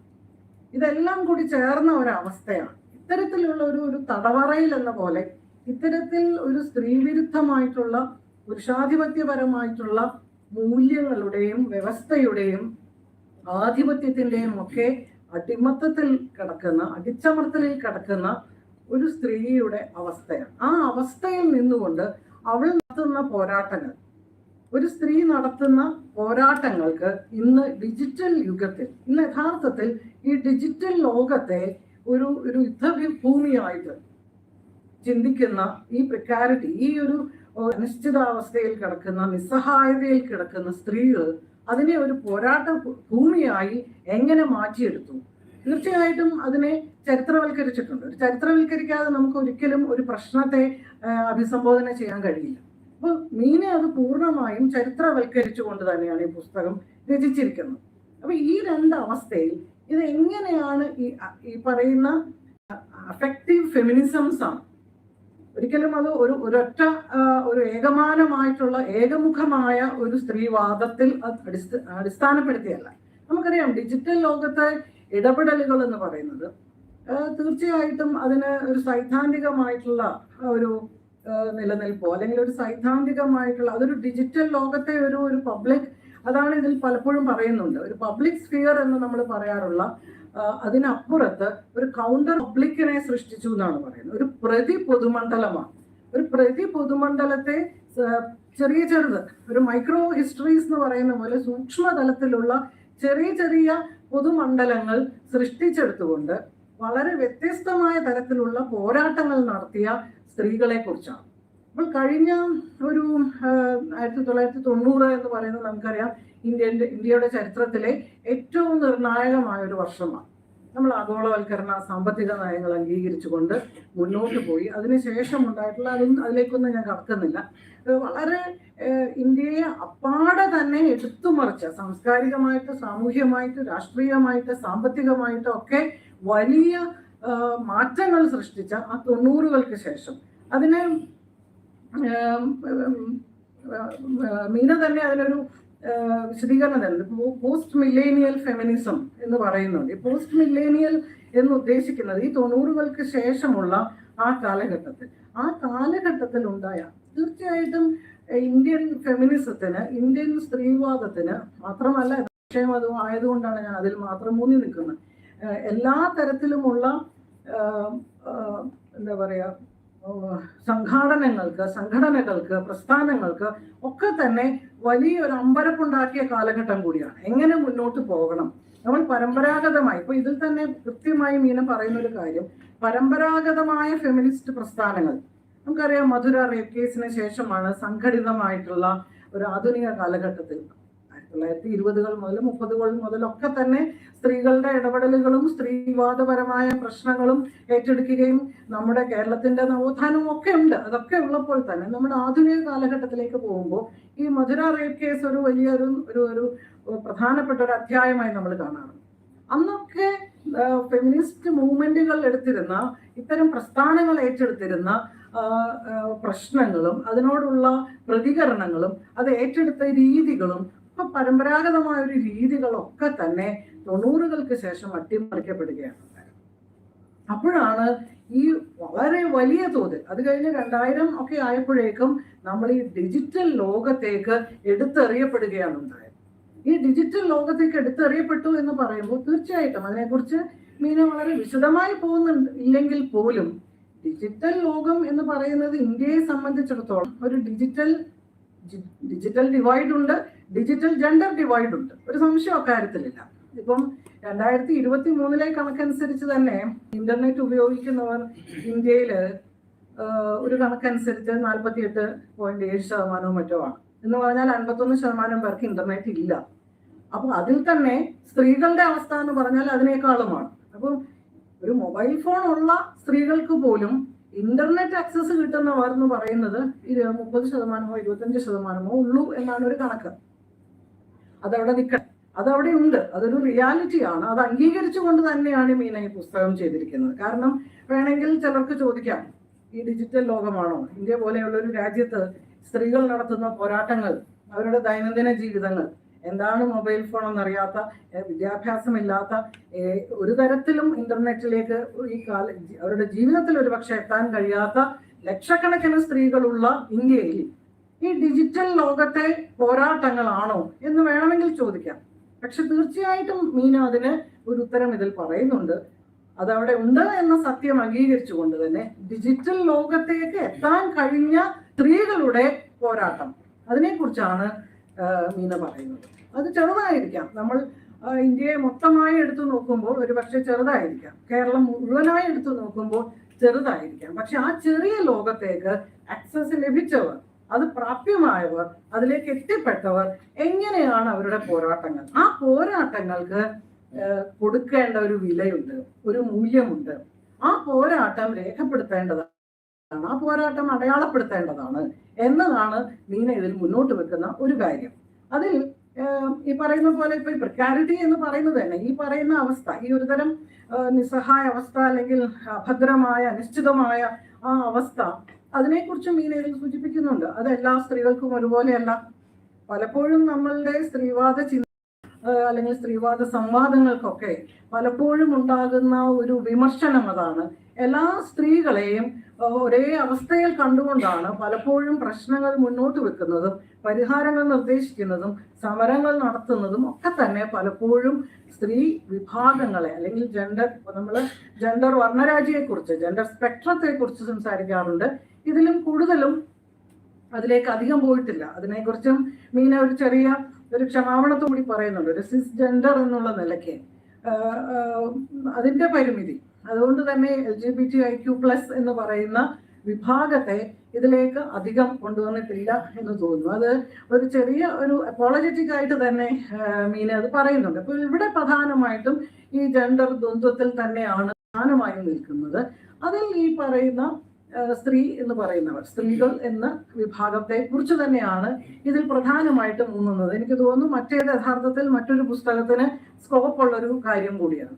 അപ്പൊ ഈ പ്രിക്കാരിറ്റി എന്ന് പറയുന്നത് തന്നെ അതിനെക്കുറിച്ച് ഇതിൽ കൃത്യമായിട്ടൊരു വാചകമുണ്ട്. അതായത് precarity is not just material deficits but a state of also living under constant fear of exclusion, humiliation and coercion into regulative gender norms എന്നുള്ളതാണ്. അത് ആ ഒരു നിലയിൽ നിന്നുകൊണ്ടാണ്, പ്രിക്കാരിറ്റി എന്ന് പറയുന്നത് ആ ഒരു നിലപാടിൽ നിന്നുകൊണ്ടാണ് മീന ഇതിനെ മുഴുവനും, ഈ പ്രിക്കാരിറ്റി എന്ന വാക്ക് നോക്കുകയാണെങ്കിൽ എനിക്കൊന്നൊരു 1000 തവണയെങ്കിലും ആ വാക്ക് ഇതിൽ ഉപയോഗിച്ചിട്ടുണ്ടെന്ന് തോന്നുന്നു. ആ ഒരു അവസ്ഥയിൽ നിൽക്കുന്ന ഒരു സ്ത്രീ ഡിജിറ്റൽ ലോകത്തേക്ക്, അതിൽ നമുക്കറിയാം ഇപ്പോൾ ഒരു സാധാരണ ഹോം മേക്കർ, വീട്ടിനകത്തിരിക്കുന്ന ഒരു സ്ത്രീ, അത് മീന എന്നോട് സംസാരിക്കുമ്പോഴും പറഞ്ഞ ഈ പുസ്തകത്തിലുമുണ്ട്. അവർ ഒരു ദിവസം ഉണ്ടാക്കുന്ന ഭക്ഷണത്തിന്റെ അളവ് ഫേസ്ബുക്കിൽ പോസ്റ്റ് ചെയ്യുക, അത്രയേ ഉള്ളൂ. രാവിലെ എഴുന്നേറ്റ് രാത്രി കിടക്കുന്നവർ അവരുണ്ടാക്കിയ ഭക്ഷണം, അതൊരു പോരാട്ടമാണ്. അത് കണ്ടിട്ട് ഇത്രയേറെ ഭക്ഷണമാണോ നിങ്ങൾ ഉണ്ടാക്കുന്നത്, ഇതിന് കൊടുക്കേണ്ട അധ്വാനം എത്രയാണ് എന്ന് ചോദിക്കുന്നിടത്തേക്ക് ഇതുവരെയും അതിനെക്കുറിച്ച് ചിന്തിക്കാത്ത, അതൊരു ടേക്കൺ ഫോർ ഗ്രാൻഡഡ് ആയിട്ട് അത് തൻ്റെ ജീവിതത്തിന്റെ ഭാഗമായി മാത്രം കണക്കാക്കി അതിനെക്കുറിച്ച് ഒരു പുനർചിന്ത ഇല്ലാതിരുന്ന സ്ത്രീകൾ, ഇത് മുതൽ പാർവതി തെരുവത്ത് വരെ ഉള്ളവരാണ്. ഇതിലേക്കാണ് ഈ മീന പോയിരിക്കുന്നത്. നമുക്കറിയാം, ഇവിടെ പറഞ്ഞ പോലെ ഈ ഫെമിനിറ്റി എന്നൊരു വാക്ക് കേരളത്തിൽ അതൊരു കാലത്ത് ഒരു വലിയ ഡിജിറ്റൽ ലോകത്ത് നടന്ന ഒരു സംവാദമായിരുന്നു, ഒരു വിവാദമായിരുന്നു. അപ്പോൾ ഇത്തരത്തിൽ സാധാരണക്കാരായ സ്ത്രീകൾ, അതിൻ്റെ ഒരുപാട് കണക്കുകളും ഒരുപാട് കൊട്ടേഷൻസും, ഓരോ ഫേസ്ബുക്ക് പോസ്റ്റ്, മീം, ട്രോള്, സെൽഫി, ചിത്രങ്ങൾ തുടങ്ങി ഇതിൻ്റെതായ എല്ലാ ഭാഗങ്ങളിലും എങ്ങനെയാണ് സാധാരണക്കാരായ സ്ത്രീകൾ മുതൽ പാർവതി തെരുവത്തോ അല്ലെങ്കിൽ നേരത്തെ പറഞ്ഞ ഫിഷ് ഫ്രൈ കഴിച്ച റീമ കല്ലിങ്കൽ പറഞ്ഞ പ്രശ്നം, റീമ പറഞ്ഞത് ഓർമ്മയുണ്ടാവും, ഒന്ന് ഓർമ്മിപ്പിക്കാൻ വേണ്ടി പറയുകയാണ്. കുട്ടിക്കാലത്ത് എനിക്ക് വറുത്ത ലഭിച്ചിരുന്നില്ല, എൻ്റെ സഹോദരനാണ് ലഭിച്ചത്. ഇതൊരു വലിയ തമാശയായി, വലിയ എന്താ പറയുന്നത്, അതൊരു അസംബന്ധമായിട്ട് അല്ലെങ്കിൽ അതൊരു പ്രശ്നമേ അല്ല. ഇതാണോ ഒരു വലിയ ഫെമിനിസ്റ്റ് പ്രശ്നം? പക്ഷെ തീർച്ചയായിട്ടും ഏറ്റവും കൂടുതൽ പോഷകാഹാരക്കുറവ് കൊണ്ട് കുഞ്ഞുങ്ങൾ മരിക്കുന്ന, ഏറ്റവും കൂടുതൽ സ്ത്രീകൾക്ക് വിളർച്ചാരോഗമുള്ള ഇന്ത്യയിൽ നിൽക്കുന്ന റീമ കല്ലിങ്കൽ ഇത് പറയുന്ന ഒരു ടെഡ് ടോക്കിൽ പറഞ്ഞതാണ്. ഇത് പറയുന്നത് അതിനൊരു രാഷ്ട്രീയമുണ്ട്. അപ്പോൾ അതാണ് ഈ പുസ്തകത്തിൽ ഇതുപോലെ, ഇത് ചെറിയ കാര്യങ്ങളാവാം. നമുക്കറിയാം നിർഭയ സംഭവം യഥാർത്ഥത്തിൽ ഇപ്പം ഞങ്ങളെപ്പോലെ ഇവിടെ മിനിയൊക്കെ ഉണ്ട്, ഞങ്ങളെപ്പോലെ ഇവിടെ നടത്തുന്ന ചില സ്ത്രീ കൂട്ടായ്മയും ഞങ്ങൾ ഇത്തരത്തിലുള്ള കാര്യങ്ങളിൽ ഇടപെടുകയും ഒക്കെ തെരുവിലിറങ്ങുക, പ്രസംഗിക്കുക, സമരം നടത്തുകയൊക്കെ ചെയ്യുന്ന വിഭാഗം എന്നുള്ള നിലയ്ക്ക് നിർഭയയുടെ വന്നപ്പോഴാണ് യഥാർത്ഥത്തിൽ 2012 അതിനു മുൻപൊക്കെ നടത്തിയ നമ്മുടെ സൂര്യനെല്ലി സംഭവമുണ്ട്, വിതുര സംഭവമുണ്ട്, ഇതൊക്കെ ഞങ്ങളൊക്കെ ഒരുപാട്, ഇപ്പൊ സൂര്യനെല്ലി സംഭവത്തിന്റെ സമരങ്ങളും നിർഭയയുടെ സമരങ്ങളും തമ്മിൽ നമുക്ക് ഒന്ന് താരതമ്യം ചെയ്തു നോക്കിയാൽ നമുക്കറിയാം അത് ഉണ്ടാക്കിയ ഈ ഡിജിറ്റൽ ലോകം ഉണ്ടാക്കിയ ഒരു മാറ്റം. നിർഭയ സംഭവം അതൊരു വലിയ ചാപ്റ്ററാണ്, ഇതിനകത്ത് തന്നെ വളരെ വിശദമായി ഇതിലേക്ക് പോയിട്ടുണ്ട്. ഇവിടെ കേരളത്തിൽ ഉൾപ്പെടെ ആ സംഭവം ഉണ്ടായ ഉടൻ ഈ പറയുന്ന വാട്സപ്പ് വഴിയും മൊബൈൽ ഫോൺ വഴിയും ഇന്റർനെറ്റ് വഴിയും ഒക്കെയുള്ള ഒരു സംഘാടനത്തിലൂടെയാണ് ഞങ്ങൾ എല്ലാവരും നിമിഷങ്ങൾക്കകം ഇവിടെ രക്തസാക്ഷി മണ്ഡപത്തിൽ എത്തിയതാണ്. ആ ഒരു ആവേശം എനിക്ക് ഓർമ്മയുണ്ട്. ഒരിക്കലും വിചാരിക്കാത്ത പോലെ അന്ന് ആയിരക്കണക്കിന് ആളുകളാണ് അവിടെ എത്തിയത്. ഒരിക്കലും തിരുവനന്തപുരം കണ്ടിട്ടില്ലാത്തതുപോലെ ഒരു രാഷ്ട്രീയ പാർട്ടിയോ രാഷ്ട്രീയ പാർട്ടിയുമായി ബന്ധപ്പെട്ട് നിൽക്കുന്ന വനിതാ സംഘടനകളോ വളരെയേറെ ദിവസങ്ങളെടുത്ത് ചർച്ച ചെയ്ത് നടത്തുന്ന മൊബിലൈസേഷൻ പോലെയല്ല, ഒരൊറ്റ കോളിൽ അന്ന് ഇന്ത്യ മുഴുവനും അതായിരുന്നു നടന്നത്. ആ ഒരു പോരാട്ടം എന്ന് പറഞ്ഞാൽ അതിന്റെ ഭാഗമായിട്ട് ഈ നിർഭയ സംഭവവുമായി തുടർന്ന് അതിന്റെ ഭാഗമായി നടന്ന നിരവധി സമരങ്ങളും പോരാട്ടങ്ങളും ഈ ഡിജിറ്റൽ ലോകം അതിന് കൊടുത്ത ഒരു ഊർജമുണ്ടായിരുന്നു. അത് മാത്രമല്ല, നിരവധി സംഭവങ്ങളുണ്ട് എങ്കിൽ പോലും. അപ്പൊ ഇത്തരത്തിൽ ഉള്ള പുരുഷാധിപത്യ ഒരു സമൂഹത്തിലെ അതിൻ്റെ ഒരു സാമ്പത്തിക സാമൂഹിക രാഷ്ട്രീയ അവസ്ഥയിൽ അതിനെ ചോദ്യം ചെയ്യുന്ന തരത്തിലുള്ള, തീർച്ചയായിട്ടും അതിനെ അട്ടിമറിക്കുവാനോ ഇല്ലാതാക്കുവാനോ ഒന്നും ഇല്ലെങ്കിൽ പോലും ആ വ്യവസ്ഥിതിയെ ഒന്ന് പ്രകമ്പനം കൊള്ളിക്കാൻ, അതിനെ ഒന്ന് ചലിപ്പിക്കുവാൻ ഈ ഡിജിറ്റൽ ലോകത്തെ ഇടപെടലുകൾ കൊണ്ട് കഴിഞ്ഞു എന്ന് തന്നെയാണ് മീന അതിനോട് പ്രതികരിച്ചിരിക്കുന്നത്. ഈ നേരത്തെ പറഞ്ഞ ഹൈപ്പോത്തസിസ് കഴിഞ്ഞ് അതിനെ കൺക്ലൂഷൻ തീർച്ചയായിട്ടും അതിനെ പ്രകമ്പനം കൊള്ളിച്ചു എന്ന് തന്നെയാണ്. ഇവിടെ സാറ അഹമ്മദ് ഉൾപ്പെടെയുള്ള ഫെമിനിസ്റ്റ് പണ്ഡിതർ അവരൊക്കെ ഈ പറഞ്ഞ കൾച്ചറൽ പൊളിറ്റിക്സ് ഓഫ് ഇമോഷൻ, ഈ അഫക്റ്റ് എന്ന് പറയുന്നത് ഒരർത്ഥത്തിൽ ഒരു ഇമോഷനുമായി ബന്ധപ്പെട്ടും കൂടിയാണല്ലോ. നിങ്ങൾക്ക് ഇവിടെ ഇരിക്കുന്നവർക്ക് അറിയാവുന്നതുകൊണ്ട് ഞാൻ അതിൻ്റെ വിശദാംശങ്ങളിലേക്ക് പോകാത്തത്. നമ്മുടെ മൂഡ്, നമ്മുടെ വികാരങ്ങൾ ഭാഷയിലേക്ക് ഒരു പ്രശ്നത്തെ നമ്മൾ അതിനോട് പ്രതികരിക്കുമ്പോൾ ഭാഷയിലേക്ക് എത്തുന്നതിന് മുമ്പുള്ള ഒരവസ്ഥയായിട്ട് നമുക്ക് ഈ അഫക്റ്റിനെ കാണാം. പ്രത്യേകിച്ച് ഒരു ജെൻഡർ ലെൻസിലൂടെ നമ്മൾ അഫക്റ്റിനെ കാണുമ്പോൾ തീർച്ചയായിട്ടും അവിടെ അത് ഇതുവരെയും അംഗീകരിക്കപ്പെടാത്ത, ഇതുവരെയും കണക്കിലെടുക്കപ്പെടാത്ത, ഇതുവരെയും മൂല്യം കണക്കാക്കാത്ത, രേഖപ്പെടുത്താത്ത ഒന്നാണ് ഈ സ്ത്രീകളുടെ അഫക്റ്റ് എന്ന് പറയുന്നത്. സ്ത്രീകളുടെ ഈ തരത്തിലുള്ള വികാരം ഞാൻ നെഗറ്റീവ് അർത്ഥത്തിലല്ല, ഞാൻ നേരത്തെ പറഞ്ഞാൽ അതിനൊരു കറക്റ്റ് മലയാളം വാക്ക് എനിക്ക് കിട്ടുന്നില്ല.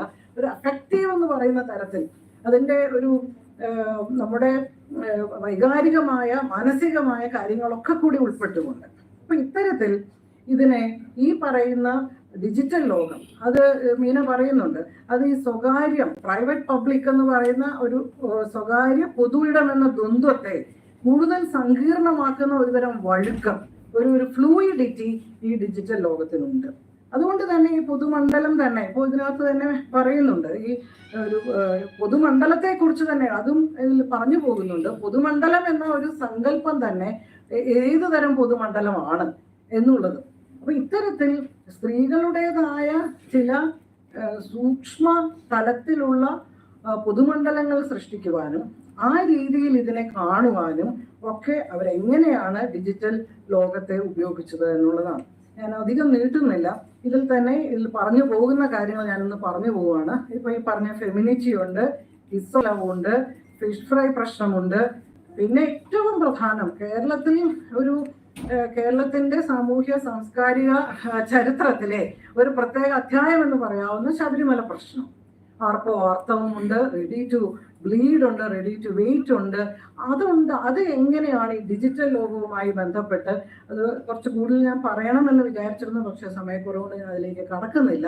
കാരണം അത് വളരെ വിശദമായി തന്നെ യഥാർത്ഥത്തിൽ ഞാൻ അതിനെ തീർച്ചയായും മീനെ അഭിനന്ദിക്കുകയാണ്. കാരണം അത് ഡോക്യുമെന്റ് ചെയ്യപ്പെടേണ്ടത് തന്നെയാണ്. ആ ഒരു കാലഘട്ടവും അന്നുണ്ടായി വന്ന ചർച്ചകളും ഈ 21-ാം നൂറ്റാണ്ടിൽ എങ്ങനെയാണ് കേരളത്തിൽ ഇത്തരം ഒരു പ്രശ്നം ഇത്രയേറെ സജീവമായ ചർച്ചയിലേക്ക് വന്നത്. അതിനെക്കുറിച്ച് ചില സ്ഥലങ്ങളിൽ ഈ നവഫാസിസത്തിൻ്റെതായ കെണികളിൽ കുറെ സ്ത്രീകളെങ്കിലും പെട്ടുപോകുന്നതും അത് അവരും ഈ രീതിയിൽ തന്നെ ഡിജിറ്റൽ ലോകത്തെ ഉപയോഗപ്പെടുത്തുന്നതിനെ കുറിച്ചും പരാമർശങ്ങൾ മീന നടത്തുന്നുണ്ട്. മറ്റൊന്ന് തീർച്ചയായിട്ടും മീറ്റു ആണ്. നമുക്കറിയാം, ഒരു അലമാരയിലെ അസ്ഥികൂടത്തെ പുറത്തെടുക്കലാണ് മീറ്റു.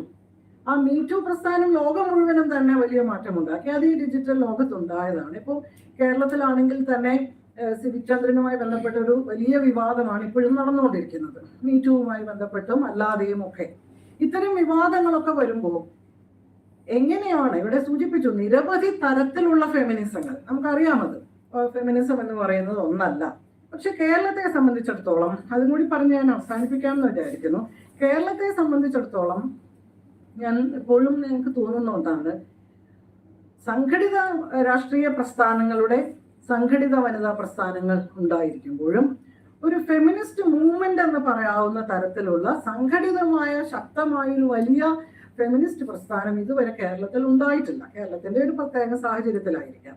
ഇപ്പോൾ മുൻകാലങ്ങളിൽ ഉണ്ടായിരുന്ന പല പ്രചോദന പോലെയുള്ള, മാനുഷി പോലെയുള്ള, സ്ത്രീവേദി പോലെയുള്ള ഒക്കെ ചില സംഘടനകൾ, ചില അവിടെ എവിടെയായി ചില ചെറിയ ചെറിയ ഗ്രൂപ്പുകൾ കുറച്ച് നാളുകൾ പ്രവർത്തിക്കുകയും അതില്ലാതാവുകയും ചെയ്തൊരു ചരിത്രം, അതിനെക്കുറിച്ച് മീന അതിനകത്ത് വളരെ വിശദമായി സൂചിപ്പിക്കുന്നുണ്ട്. അവയൊന്നും അപ്രസക്തമാണെന്നല്ല, തീർച്ചയായും അവരൊക്കെ ഉന്നയിച്ച പ്രശ്നങ്ങളും അത് സമൂഹം ഏറ്റെടുത്തതും അത് മുന്നോട്ട് കൊണ്ടുപോകുന്നൊക്കെ ചെയ്തിട്ടുണ്ട്. ഒരുപക്ഷെ ഒരു ശക്തമായ ഫെമിനിസ്റ്റ് പ്രസ്ഥാനമില്ലെങ്കിലും അതിശക്തമായ സ്ത്രീ വിരുദ്ധ പ്രസ്ഥാനം പൂർണ്ണമായി സംഘടിതം എന്ന് പറഞ്ഞുകൂടെങ്കിലും ഈ കേരളത്തിലുണ്ട്. അതിന് യാതൊരു സംശയവുമില്ല എന്നുള്ളതിന്റെ തെളിവ് കൂടിയാണ് ഈ ഡിജിറ്റൽ ലോകം. അതിഭീകരമായ തരത്തിൽ ഡിജിറ്റൽ ലോകം പൊതു സമൂഹത്തിൽ നടക്കുന്ന എല്ലാ തരം അതിക്രമങ്ങൾക്കും ഈ ഡിജിറ്റൽ ലോകത്ത് സ്ത്രീകൾ വിധേയരാകുന്നുണ്ട്. അപ്പൊ അതിൽ റാണ അയൂബിന്റെ കാര്യം മീന എഴുതിയിട്ടുണ്ട്. റാണ അയൂബിന്റെ സിം കാർഡ് 52 തവണ മാറ്റി എന്നാ പറയുന്നത്. മാറ്റേണ്ടി വന്നു. ആക്രമണങ്ങൾ, അവരെടുക്കുന്ന നിലപാടുകൾ കാരണം ആ സമൂഹത്തിനുണ്ടാകുന്ന ശത്രുതാപരമായ ഒരു നിലപാട് കാരണം 52 തവണ സിം കാർഡ് മാറ്റി എന്നാ പറയുന്നത്. എന്ന് പറഞ്ഞതുപോലെ കേരളത്തിലും ശക്തമായിട്ട് സജീവമായിട്ട് ഈ ഡിജിറ്റൽ ലോകത്ത് നിൽക്കുന്ന സ്ത്രീകളെല്ലാവരും തന്നെ അതിഭീകരമായ ആക്രമണങ്ങൾക്ക് വിധേയരാവുകയും ഡിജിറ്റൽ ലോകത്ത് തന്നെ അവരെ പുറന്തള്ളുകയും അവർ ഓടിപ്പോവുകയും രക്ഷപ്പെടുകയും ചെയ്യുന്ന എത്രയോ സംഭവങ്ങളാണ് നമ്മൾ ദിനംപ്രതി എന്നോണം കണ്ടുകൊണ്ടിരിക്കുന്നത്. സൈബർ ബുള്ളിയിങ് ആയാലും, ട്രോളിംഗ് ആയാലും, സൈബർ റേപ്പ് ആയാലും, സ്റ്റോക്കിംഗ് ആയാലും, ഇതെല്ലാം തന്നെ വളരെ ശക്തമായിട്ട് കേരളത്തിൽ പ്രത്യേകിച്ചും ഈ ഫെമിനിറ്റി എന്ന് പറയുന്നത് ഏറ്റവും നിരുപദ്രവമായ, നിഷ്കളങ്കമായ ഒന്നാണെന്ന് നമ്മൾ കാണേണ്ടി വരും. കാരണം ഇതിനേക്കാളും അതിൻ്റെയൊക്കെ എത്രയോ മടങ്ങപ്പുറത്താണ് ആക്രമണങ്ങൾ നടക്കുന്നത്. അതിനെക്കുറിച്ച് അതൊരു വലിയ പ്രശ്നമായി മീനെ അവതരിപ്പിച്ചിട്ടില്ലെങ്കിൽ പോലും അതിനെക്കുറിച്ചുമുള്ള പരാമർശങ്ങളുണ്ട്. അവിടെയും ഇതിനെ ഒരു യുദ്ധഭൂമിയാണ് പറയാൻ കാരണം, ആ ഒരു യുദ്ധഭൂമി ഒരു ബാറ്റിൽ ഗ്രൗണ്ട് എന്ന് എവിടെയോ സൂചിപ്പിച്ചിട്ടുണ്ടെന്ന് തോന്നുന്നു. ആ യുദ്ധഭൂമി എന്നുള്ള വാക്ക് ഞാൻ തന്നെ പറഞ്ഞതാണ് കേട്ടോ. യഥാർത്ഥത്തിൽ അവിടെ ഒരു യുദ്ധം തന്നെയാണ് സ്ത്രീകൾ നടത്തിക്കൊണ്ടിരിക്കുന്നത്. അപ്പൊ ഇത്തരത്തിൽ ഈ ശാക്തീകരിക്കപ്പെട്ട ഒരു മലയാളി സ്ത്രീ എന്ന സ്വത്വം, ആ ഒരു സ്വത്വമുണ്ട് എന്ന് കരുതുന്ന അതൊരു മിത്താണ് എന്നും അതിനപ്പുറത്ത് ആഴത്തിൽ നോക്കുമ്പോൾ സംഭവിക്കുന്ന കാര്യങ്ങൾ അതിനെ എങ്ങനെയാണ് ഇപ്പൊ സൂക്ഷ്മ ചരിത്രങ്ങളിലൂടെ നമ്മൾ കടന്നു പോകുമ്പോൾ ഇതൊക്കെ ഒരു സൂക്ഷ്മ ചരിത്രങ്ങളായിട്ട് ഒരു മൈക്രോ ഹിസ്റ്ററി ആയിട്ട് നമുക്ക് കാണാൻ കഴിയുമെങ്കിലും ഇനിയും നമുക്ക് മുന്നോട്ട് പോകേണ്ട കാര്യങ്ങളിലേക്ക് വെളിച്ചം വീശുന്ന ഒരു പുസ്തകം കൂടിയാണിത്. ഇന്ന് നമുക്കറിയാം ഇവിടെ ഫെമിനിസത്തെ കുറിച്ചുള്ള ചർച്ചകളായാലും ഇപ്പോൾ വനിതാ മതിലിനെ കുറിച്ച് ഒരു വാചകം അത് പറയേണ്ടത് എന്താണെന്ന് വെച്ചാൽ, ഇന്ന് ഞാൻ പല ഭാഗങ്ങളിലും കാണുന്ന ഒന്ന് സർക്കാർ ഫെമിനിസം എന്നൊരു വാക്കാണ്. സർക്കാർ ഫെമിനിസം എന്ന് പറഞ്ഞിട്ട് അത് വളരെ മോശപ്പെട്ട, ഏറ്റവും നമ്മൾ ഒരിക്കലും അംഗീകരിക്കാൻ കഴിയാത്ത ഒന്നായിട്ടാണ്. തീർച്ചയായിട്ടും അത് ഫെമിനിസം ആണോ എന്നത് നമ്മൾ ചർച്ച ചെയ്യണം. പക്ഷെ എന്താണ് ഉദ്ദേശിക്കുന്നത്? നമ്മളെ പോലെയുള്ളവർ, വനിതാ പ്രസ്ഥാനങ്ങൾ, ജനാധിപത്യ പ്രസ്ഥാനങ്ങളൊക്കെ തന്നെ എത്രയോ കാലങ്ങളായിട്ട് പറയുന്ന ഒരു കാര്യമാണ് ഗവൺമെന്റിന് ഒരു സ്ത്രീപക്ഷ നിലപാടുണ്ടാകണം. അവരുടെ പ്രവർത്തനങ്ങളിൽ, അവരുടെ കാഴ്ചപ്പാടുകളിൽ, അവരുടെ ബഡ്ജറ്റിൽ, അവരുടെ ഏത് തരത്തിലുള്ള ഇടപെടലുകൾക്കും ഒരു സ്ത്രീപക്ഷമായ കാഴ്ചപ്പാടുണ്ടാകണം. ഇപ്പോൾ ഇടതുപക്ഷ ഗവൺമെന്റ് അവരൊരു സ്ത്രീപക്ഷ കേരളത്തെ കുറിച്ച് സംസാരിക്കുന്നു എന്നുള്ളത് വളരെ പോസിറ്റീവായ ഒരു കാര്യമായിട്ട് നമുക്ക് അംഗീകരിക്കേണ്ടി വരും. ഗവൺമെന്റ് പലതരത്തിൽ ഇപ്പൊ പിങ്ക് പോലീസിനെ ഉണ്ടാക്കി. പിങ്ക് പോലീസ് പൂർണ്ണമായും ഒരു സ്ത്രീപക്ഷ കാഴ്ചപ്പാടാണോ എന്ന് ചോദിച്ചാൽ അല്ല, പല പ്രശ്നങ്ങളും ഉണ്ടാകാറുണ്ട്. പക്ഷെ ഒരു സമൂഹത്തിലെ സ്ത്രീപക്ഷമായി ചിന്തിക്കുമ്പോൾ അവിടെ നടക്കേണ്ട മാറ്റങ്ങളെ കുറിച്ച് പറയുമ്പോൾ നമുക്കറിയാം, സ്ത്രീകൾ ഏകമുഖമല്ല എന്ന് പറഞ്ഞതുപോലെ തന്നെ ആ പ്രവർത്തനങ്ങളും അതിനെയും ഒരു ഏകമുഖമായി കാണാൻ കഴിയില്ല. ഒരു ബഹുമുഖ പ്രവർത്തനങ്ങളിലൂടെ, ഇടപെടലുകളിലൂടെ മാത്രമേ മാറ്റം സാധ്യമാകൂ. തീർച്ചയായും മാറ്റം ഉണ്ടായിട്ടുണ്ട് എന്നുള്ളതിന് യാതൊരു സംശയമില്ല. ഇപ്പൊ അതിലേക്ക് ഞാൻ പോകുന്നില്ല. പക്ഷേ ആ മാറ്റം സാധ്യമാകണമെങ്കിൽ ഗവൺമെന്റിന്റെ നിലപാടുകൾ വേണം, നിയമം വേണം, പൊതുസമൂഹത്തിന്റെ സിവിൽ സൊസൈറ്റിയുടേതായ ഇടപെടലുകൾ വേണം, വനിതാ പ്രസ്ഥാനങ്ങളുടെ ഇടപെടലുകൾ വേണം. ഇങ്ങനെയുള്ള പല തരത്തിലുള്ള ഇടപെടലുകളിലൂടെ മാത്രമേ നമുക്കൊരു മാറ്റം ഉണ്ടാക്കാൻ കഴിയുകയുള്ളൂ. അങ്ങനെ തന്നെയാണ് കേരളം വളർന്നു വന്നതും മാറിയതും മാറ്റത്തിലേക്ക് എത്തിയതും. അത് കാണാതിരിക്കാൻ നമുക്ക് കഴിയില്ല. അപ്പൊ ഇവിടെയും പലതരത്തിലുള്ള ഇപ്പോൾ മീന ഇതിനകത്ത് ഇപ്പോൾ വനിതാ മതിലിനെ കുറിച്ചൊരു ക്രിട്ടിക്കും ഉണ്ട്, ക്രിറ്റിസിസവും ഉണ്ട് എന്ന് എനിക്ക് തോന്നുന്നു. അതിൽ പറയുന്നൊരു കാര്യം അതൊരു ജെൻഡർ ബ്ലൈൻഡ് ആയിരുന്നു എന്നുള്ള തരത്തിൽ ഉള്ള ഒരു പരാമർശമുണ്ടെന്ന് എനിക്ക് തോന്നുന്നു. അപ്പൊ ഇവിടെ തീർച്ചയായിട്ടും ഇത്തരത്തിലുള്ള ഇടപെടലുകൾ എങ്ങനെയാണ് വനിതാ മതിൽ അന്ന് ഉണ്ടാവേണ്ടി വന്നത്, അല്ലെങ്കിൽ ഞാനിപ്പോൾ പോകുന്നില്ല. നമ്മുടെ ശബരിമല ഇഷ്യൂവുമായി ബന്ധപ്പെട്ടും അല്ലാതെയും ഒക്കെ ഇവിടെ നടന്ന ചില സംവാദങ്ങളുടെയും ചില വിവാദങ്ങളുടെയും ഒക്കെ പശ്ചാത്തലത്തിൽ ഒരു മൊബിലൈസേഷൻ ആയിരുന്നു അത്. അങ്ങനെയാണോ അത് വേണ്ടത്, ഇത് ഈ രീതിയിലാണോ ചെയ്യേണ്ടത്, ഇതൊക്കെ നമുക്ക് മുന്നോട്ട് വെക്കാവുന്ന വിമർശനങ്ങൾ തന്നെയാണ്.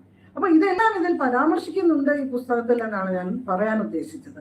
ഇത്തരത്തിൽ മുന്നോട്ട് പോവുകയും ഇന്ന് നമുക്കറിയാം, ഇന്ന് സ്ത്രീകൾ തീർച്ചയായിട്ടും ഇന്ന് പൊതു ഗതാഗത സംവിധാനത്തിലൊക്കെ നടക്കുന്ന നിരന്തരം നമ്മൾ കാണുന്നുണ്ട്. അവിടെയൊക്കെ സ്ത്രീകൾ നമ്മളൊക്കെ ഏതാണ്ട് 10 വയസ്സ് മുതൽ അനുഭവിക്കുന്ന കാര്യങ്ങളാണ് ഇതൊക്കെ. പക്ഷെ ഇന്ന് പെൺകുട്ടികൾ, യുവതികൾ അതിനോട് പ്രതികരിക്കുകയും അതിനെ പൊതുസമൂഹത്തിൽ എത്തിക്കുകയും അത് എത്തിക്കുന്നതിന് വേണ്ടി പ്രവർത്തിക്കുകയും ഈ പറയുന്ന കുറ്റവാളികളെ നിയമത്തിന്റെ മുന്നിൽ കൊണ്ടുവരികയും അവരെ ശിക്ഷിക്കപ്പെടുന്നുണ്ട് എന്ന് ഉറപ്പുവരുത്തുകയും ചെയ്യുന്നുണ്ട്. പക്ഷെ നിർഭാഗ്യവശാൽ ഈ ശിക്ഷിക്കുക എന്ന് പറയുന്നതിനെ കുറിച്ചും വലിയ വിവാദം ഇവിടെ നടക്കുന്നു എന്നതാണ്. നമ്മുടെ പോലെയുള്ളൊരു ജനാധിപത്യ രാജ്യത്ത് ഇപ്പോൾ പോക്സോ കേസ് വളരെ 28% എന്റെ കണക്ക് മാത്രമേ കുറ്റവാളികൾ ശിക്ഷിക്കപ്പെടുന്നുള്ളൂ. സ്ത്രീകൾക്ക് നേരെ നടക്കുന്ന അതിക്രമങ്ങളിലാകട്ടെ ഇതുപോലെ തന്നെ കുറ്റവാളികൾ ശിക്ഷിക്കപ്പെടുകയോ പ്രതികൾ പിടിക്കപ്പെടുകയോ ചെയ്യാത്ത ഒരു സാമൂഹ്യ നിയമ സംവിധാനം നമുക്കുണ്ട്. സൂര്യനെല്ലി പെൺകുട്ടി പോലും ഇപ്പോഴും ചില പ്രശ്നങ്ങളിലാണ്. ഇന്ന് അവൾക്ക് 42 വയസ്സാണ്. നമ്മൾ സ്ത്രീകളെ കുറിച്ച് അവരുടെ പോരാട്ടങ്ങളെ കുറിച്ച് പറയുമ്പോൾ എന്നെ പോലെയുള്ളവർക്ക് ആ പെൺകുട്ടിയുടെ മുഖം കാണാതിരിക്കാൻ കഴിയില്ല, ആ കുടുംബത്തെ ഓർക്കാതിരിക്കാൻ കഴിയില്ല.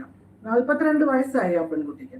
അപ്പൊ ആ ഒരു സാഹചര്യത്തിൽ ഈ ഉള്ള നിയമവും ഉള്ള നിയമ സംവിധാനവും ഉപയോഗിക്കാതിരിക്കാൻ കഴിയില്ല. പക്ഷെ അങ്ങനെ അതിനുവേണ്ടി ശ്രമിക്കുന്നവരെ ദണ്ഡനീതി ഫെമിനിസ്റ്റുകളായും പൊറുക്കുകയാണ് വേണ്ടത്. ഇവരെ ശിക്ഷിക്കുകയല്ല വേണ്ടത്. തീർച്ചയായിട്ടും ഒരു ക്രൈം എന്ന് പറയുന്നത്, ഒരു കുറ്റകൃത്യം എന്ന് പറയുന്നതിന് ഒരു സാമൂഹ്യമായ പശ്ചാത്തലമുണ്ട്, ഒരു സംശയവുമില്ല. ഒരു ക്രിമിനൽ എന്ന് പറയുന്നത്, അല്ലെങ്കിൽ നമ്മൾ അതൊക്കെ ധാരാളം പഠിച്ചിട്ടുള്ള കാര്യങ്ങളാണ്. തീർച്ചയായും അതിനൊരു പശ്ചാത്തലമുണ്ട്, ഒരു സംശയവുമില്ല. ആ പശ്ചാത്തലം ഉണ്ട് എന്നുള്ളത് കൊണ്ട് കുറ്റവാളി ആകാതിരിക്കുന്നില്ല. നമ്മുടെ നിലവിലെ നിയമത്തിൽ അവർ കുറ്റവാളികളാകാതിരിക്കുന്നില്ല. കുറ്റവാളികളാവുകയാണെങ്കിൽ അവർ ശിക്ഷിക്കപ്പെടുക തന്നെ വേണം. അപ്പൊ ഞാൻ പറഞ്ഞു വരുന്നത്, ഇത് മീന എഴുതിയ കാര്യമല്ല, മീന അതിനെക്കുറിച്ച് പരാമർശിച്ചിട്ടില്ല, ഞാൻ പറഞ്ഞതാണ്. ഇവിടെ കൊണ്ട് അവസാനിപ്പിക്കുമ്പോൾ എനിക്ക് തോന്നുന്നു നമുക്കിനിയും ഒരുപാട് ദൂരം പോകാനുണ്ട്, ഒരുപാട് പുസ്തകങ്ങൾ എഴുതാനുണ്ട്.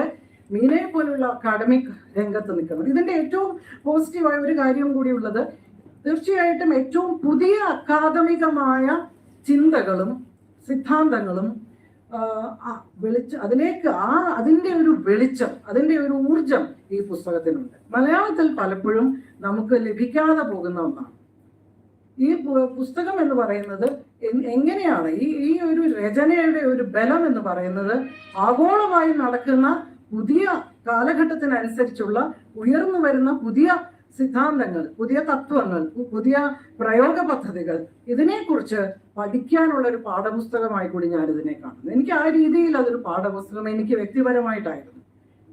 മീന തന്ന ശേഷം ഞാൻ മുഴുവനും പൂർണ്ണമായി വായിക്കുകയും അതിൽ നോട്ടെടുക്കുകയും പഠിക്കുകയും, തീർച്ചയായും നല്ല അധ്യാപിക, നിങ്ങൾക്ക് എല്ലാവർക്കും അറിയാം, ഏറ്റവും നല്ല അധ്യാപിക, ഏറ്റവും നല്ല അക്കാഡമിക്, ഏറ്റവും കാഴ്ചപ്പാടുള്ള ഒരു വ്യക്തി എന്നുള്ള നിലയ്ക്ക് ഈ പുസ്തകം അത്തരത്തിൽ വായിക്കപ്പെടുകയും പഠിക്കപ്പെടുകയും ചർച്ച ചെയ്യപ്പെടുകയും ചെയ്യണം എന്ന് മാത്രം പറഞ്ഞുകൊണ്ട് എല്ലാ അഭിനന്ദനങ്ങളും എല്ലാ ആശംസകളും മീനയ്ക്ക് നേർന്നുകൊണ്ട് പുതിയ പുസ്തകങ്ങളായി കാത്തിരുന്നു എന്ന് പറഞ്ഞുകൊണ്ട് ഇങ്ങനെ ഒരു അവസരം തന്നതിന് നന്ദി പറഞ്ഞുകൊണ്ട് കുറച്ചധികം സമയം എടുത്തതിന് ബിന്ദുവിനോട് ഒരൽപ്പം ക്ഷമാപണം നടത്തിക്കൊണ്ട് എൻ്റെ വാക്കുകൾ.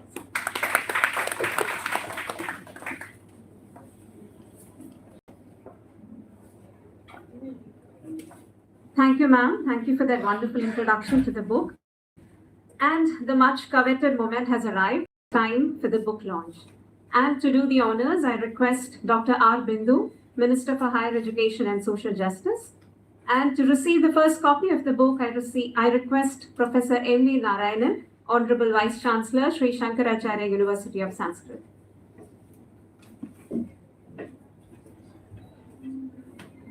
This is indeed a proud moment for us, for both Professor Na and Professor Narayanan, our alumni of the Institute of English.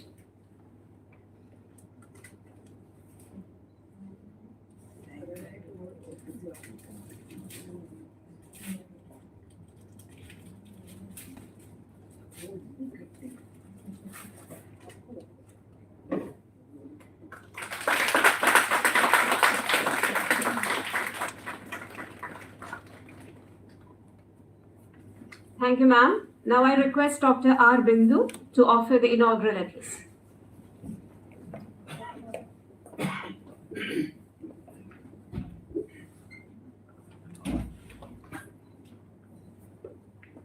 Respected dignitaries on and of the dais,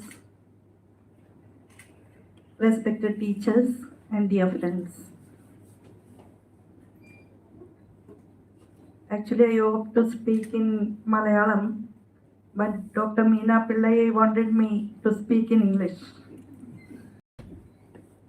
At the very outset, let me express my intense delight in participating in this program. I feel delight for two reasons. Firstly, this provided me an opportunity to visit this prestigious institution where luminaries like Dr. Ayyappa Panikar spend their valuable time contemplating on poetry, literature, and the social and philosophical dimensions of human existence. Secondly, I'm very happy I could release a book on feminism written by none other than Dr. Meena T. Pillai, who is an excellent academician as well as an activist, strongly articulating her positions related to the unequal relations of power existing in society.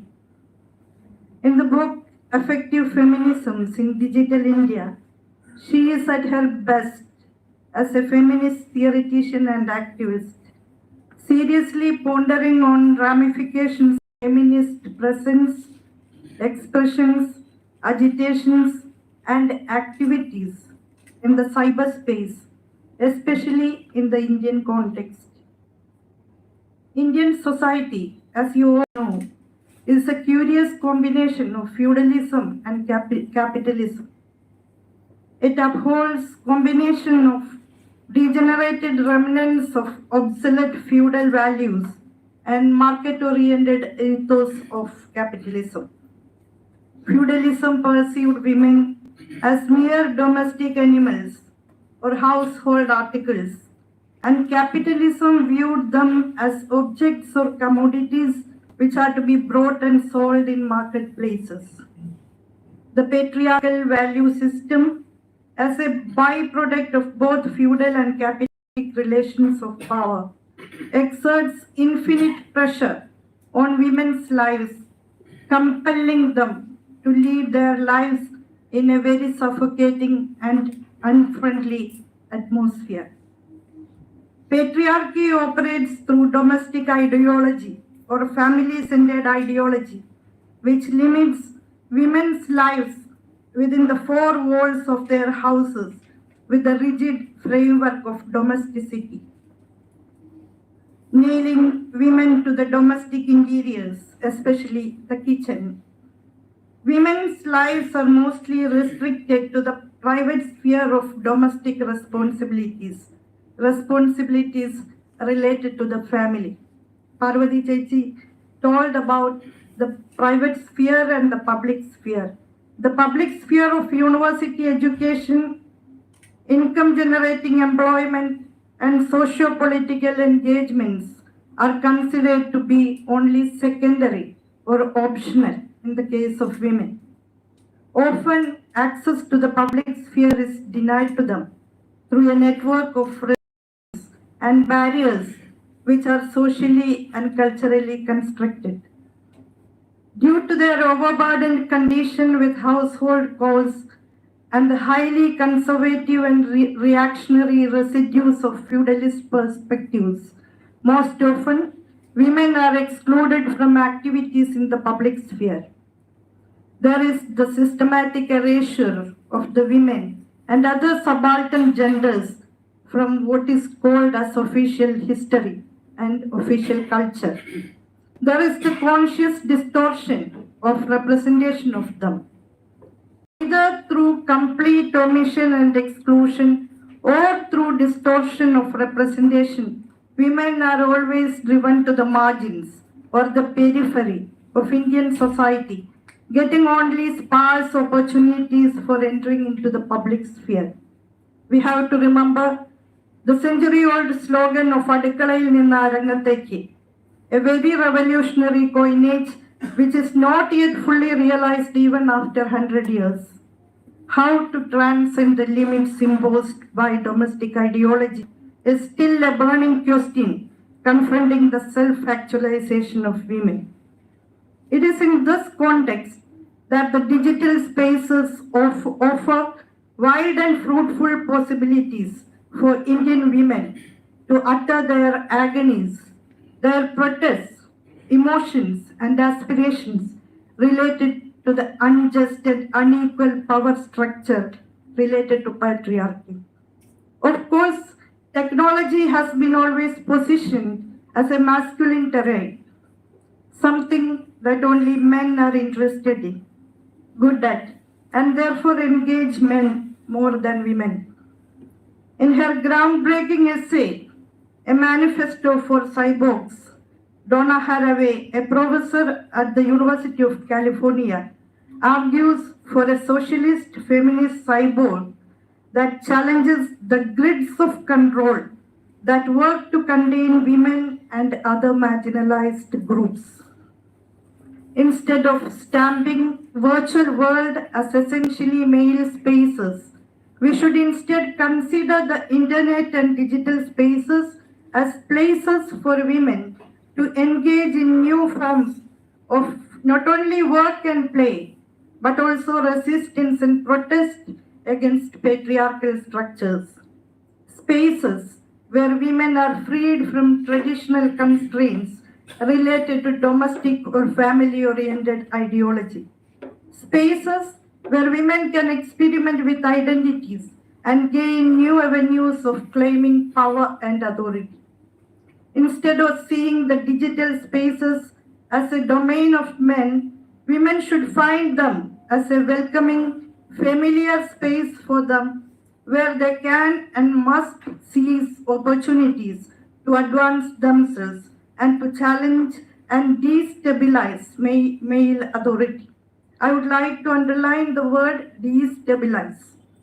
Tools like blogging and social media have led to the democratization of the feminist movement by providing accessibility and encouraging mobility and inspiring leadership in a movement that has historically been lacking these elements. യഥാർത്ഥ ജീവിതത്തിൽ പൊതുമണ്ഡലത്തിലേക്ക് പ്രവേശനം ലഭിക്കാൻ ഒരുപാട് ബുദ്ധിമുട്ടുണ്ട്. ആ വീടിന്റെ 4 അതിരുകളിലേക്ക് ബന്ധിതമാക്കപ്പെടുന്ന സ്ത്രീ സ്വത്വത്തിന് cyber space കൊടുക്കുന്ന ചലനാത്മകതയുടെ ഒരു വിശാലമായ ലോകമുണ്ട്.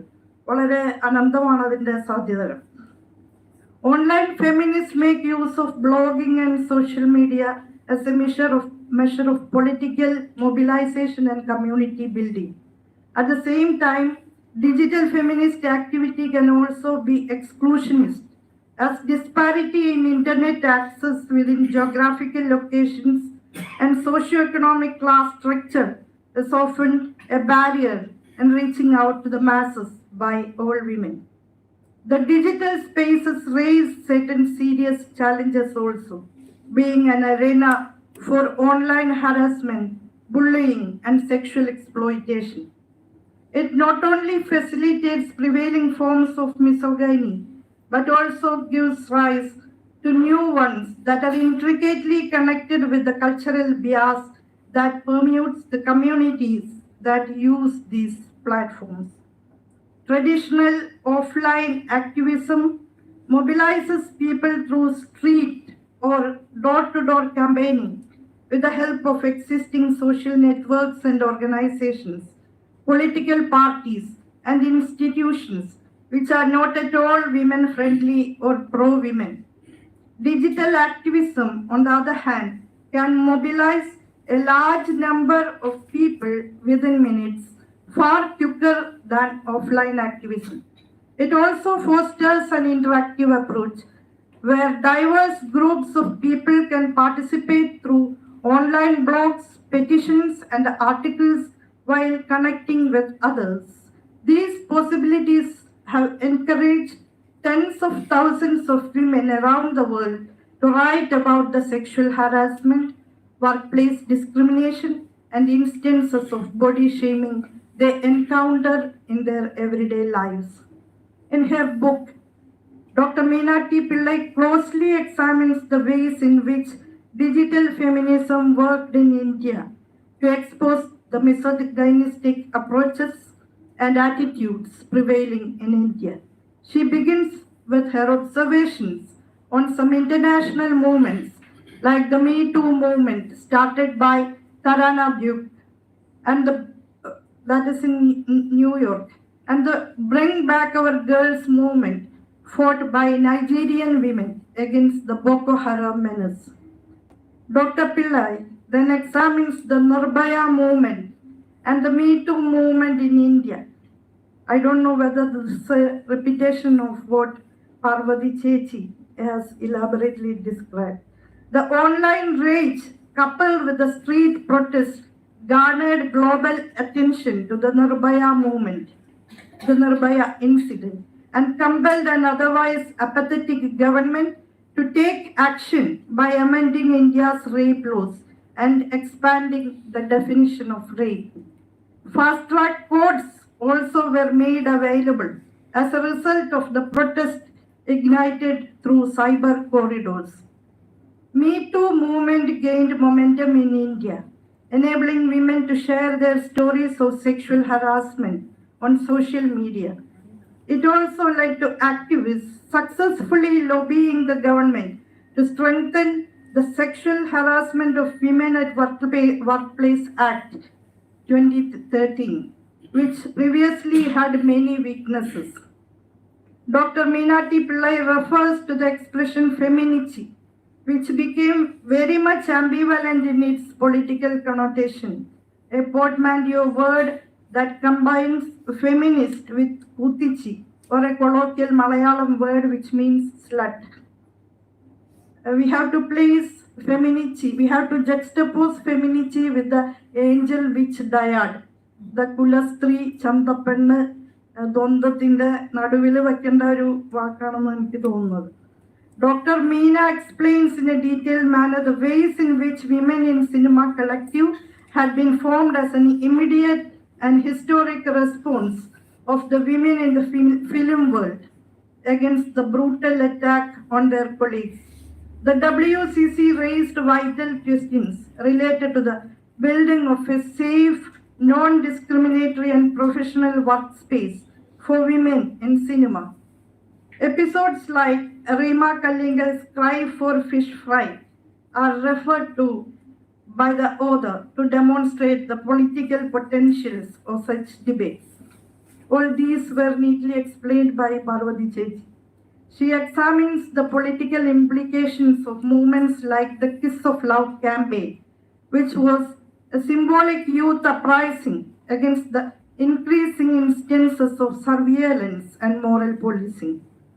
These movements represented gender dissent against the moral prescriptions of a conservative patriarchal society on women's dressing, mobility, and even human relationships, friendships crossing over gender boundaries.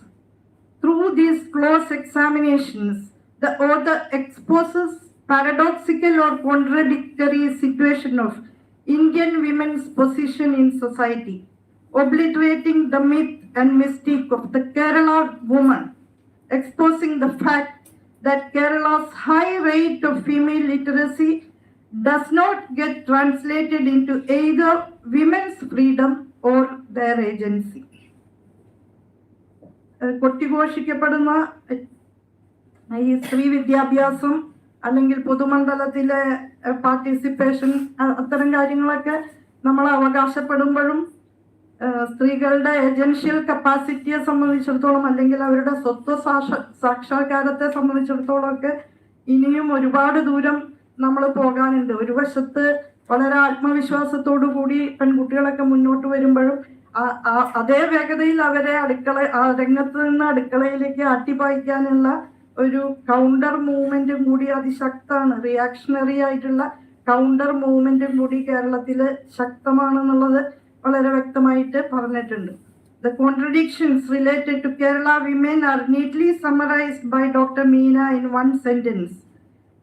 I quote, women's bodies which were co-opted by different movements and agendas in the history of Kerala, including conjugal, caste and agrarian reforms, came to the increasingly co-opted in post-millennial Kerala by counter-democratic communal forces in order to forge an emotional and ideological unity amongst themselves at whatsoever minimal a level, unquote. The debates around the women's entry into Shabarimala are elaborately discussed in the book. The affective taboos and poetics of pollution were propagated through the Kulastris themselves, being a tool in the hands of patriarchy. She also discusses movements like Arpo Artavam, Hure Menses, and Vanida Madil, and the ways in which digital spaces contributed to the intensity of the issue. As Dr. Meena herself puts it, this book offers numerous glimpses of the unique opportunities availed by women in digital India to disrupt the unjust operations of non-egalitarian and undemocratic forms of gender relations existing in our society. The exploration of the possibilities and challenges of women's social media engagements and the dynamic political implications of digital feminism point towards opening up new frontiers related to feminist goals of securing equality and justice to women and transgenders.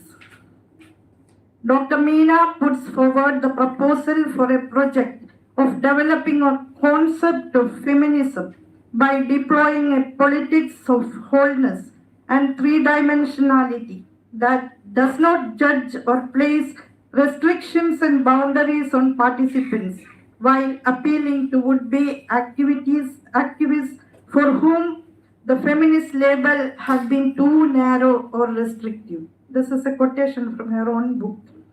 Documenting women's struggles and protests against the bias and prejudices of a male-centered society itself is a politically loaded act. And I wholeheartedly congratulate Dr. Meena Pillai for undertaking such a task for the posterity. Let us join hands to make this world a better one, where girls and women can actualize their dreams, aspirations, and identities without any strictures or barriers built by outdated prescriptions of patriarchy and other axes of inequalities. Cyber activism അല്ലെങ്കിൽ digital feminism മാത്രം മതി എന്നുള്ള ഒരു അഭിപ്രായം ഇല്ല. സജീവമായ നിലയിലുള്ള മൂർത്തമായ സമരങ്ങൾക്കൊപ്പം നമുക്ക് വളരെ കൃത്യമായിട്ട് വളരെ ക്ലെവറായിട്ട് യൂട്ടിലൈസ് ചെയ്യാവുന്നവയാണ് ഡിജിറ്റൽ ഫെമിനിസത്തിൻ്റെ സാധ്യതകൾ എന്ന് മാത്രം. ഇങ്ങനെ നല്ല ഒരു അറ്റംപ്റ്റ് ഈ പ്രവർത്തനങ്ങളാകെ പ്രത്യേകിച്ച് കേരളത്തിൽ നടന്ന വ്യത്യസ്തങ്ങളായ മൂവ്മെൻറ്റ്സിനെ റെക്കോർഡ് ചെയ്ത് ഡോക്യുമെൻ്റ് ചെയ്ത് പിന്നാലെ വരുന്നവർക്ക് നൽകാൻ തയ്യാറായതിന് ഞാൻ ഡോക്ടർ മീന ടി പിള്ളയ്ക്ക് ഹൃദയപൂർണമായിട്ടുള്ള അഭിനന്ദനങ്ങളും അഭിവാദ്യങ്ങളും അർപ്പിക്കുന്നു.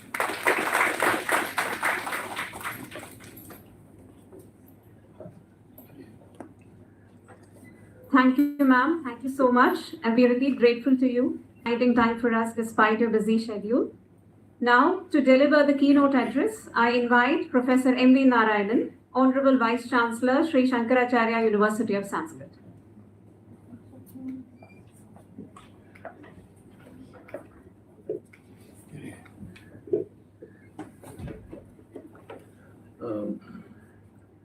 Dr. Bindu, the Honorable Minister for Higher Education, Srimati Parvati, who happens to be my college mate quite a few years back. Quite a few years. To be precise, I think it's more like 40 years. We were together in Maharajas Ernakulam. Professor Jamila, who was my teacher, to which I shall come later. Professor Meena Pillai, Professor Ajay Kumar, and my friends, students. Let me at the outset say that I stand here with considerable trepidation. Number one, this podium that has an uncanny resemblance to a photocopier, and I'm kind of afraid whether it will result in hundreds of copies of myself being issued out. So I hope it is not. Okay.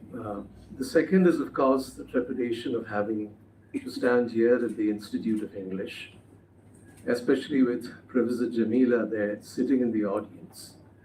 I have this lurking fear of 37 years back and this probable statement of Professor Jamila asking me to sit down. If she does that, I'll promptly do that. Not that she ever asked us to do that or ever treated it in that fashion, but that respect still remains. And I'm kind of reminded of my own studentship, hopefully which I never lose. And at this point, I cannot help but remember Professor Ayyappa Panikar, among a lot of other teachers, but still Professor Ayyappa Panikar, and Professor S. Venkatachalam, probably one of the best human beings that we have met in our life, in the sense of being generous, kind, and of course, rather playful at the same time. So that is the second trip that I have of feeling like a student 37 years back and having the concern that whatever I say here will be very critically viewed by Professor Jamila and the others who are there in the air, in the environment, and at least in my mind.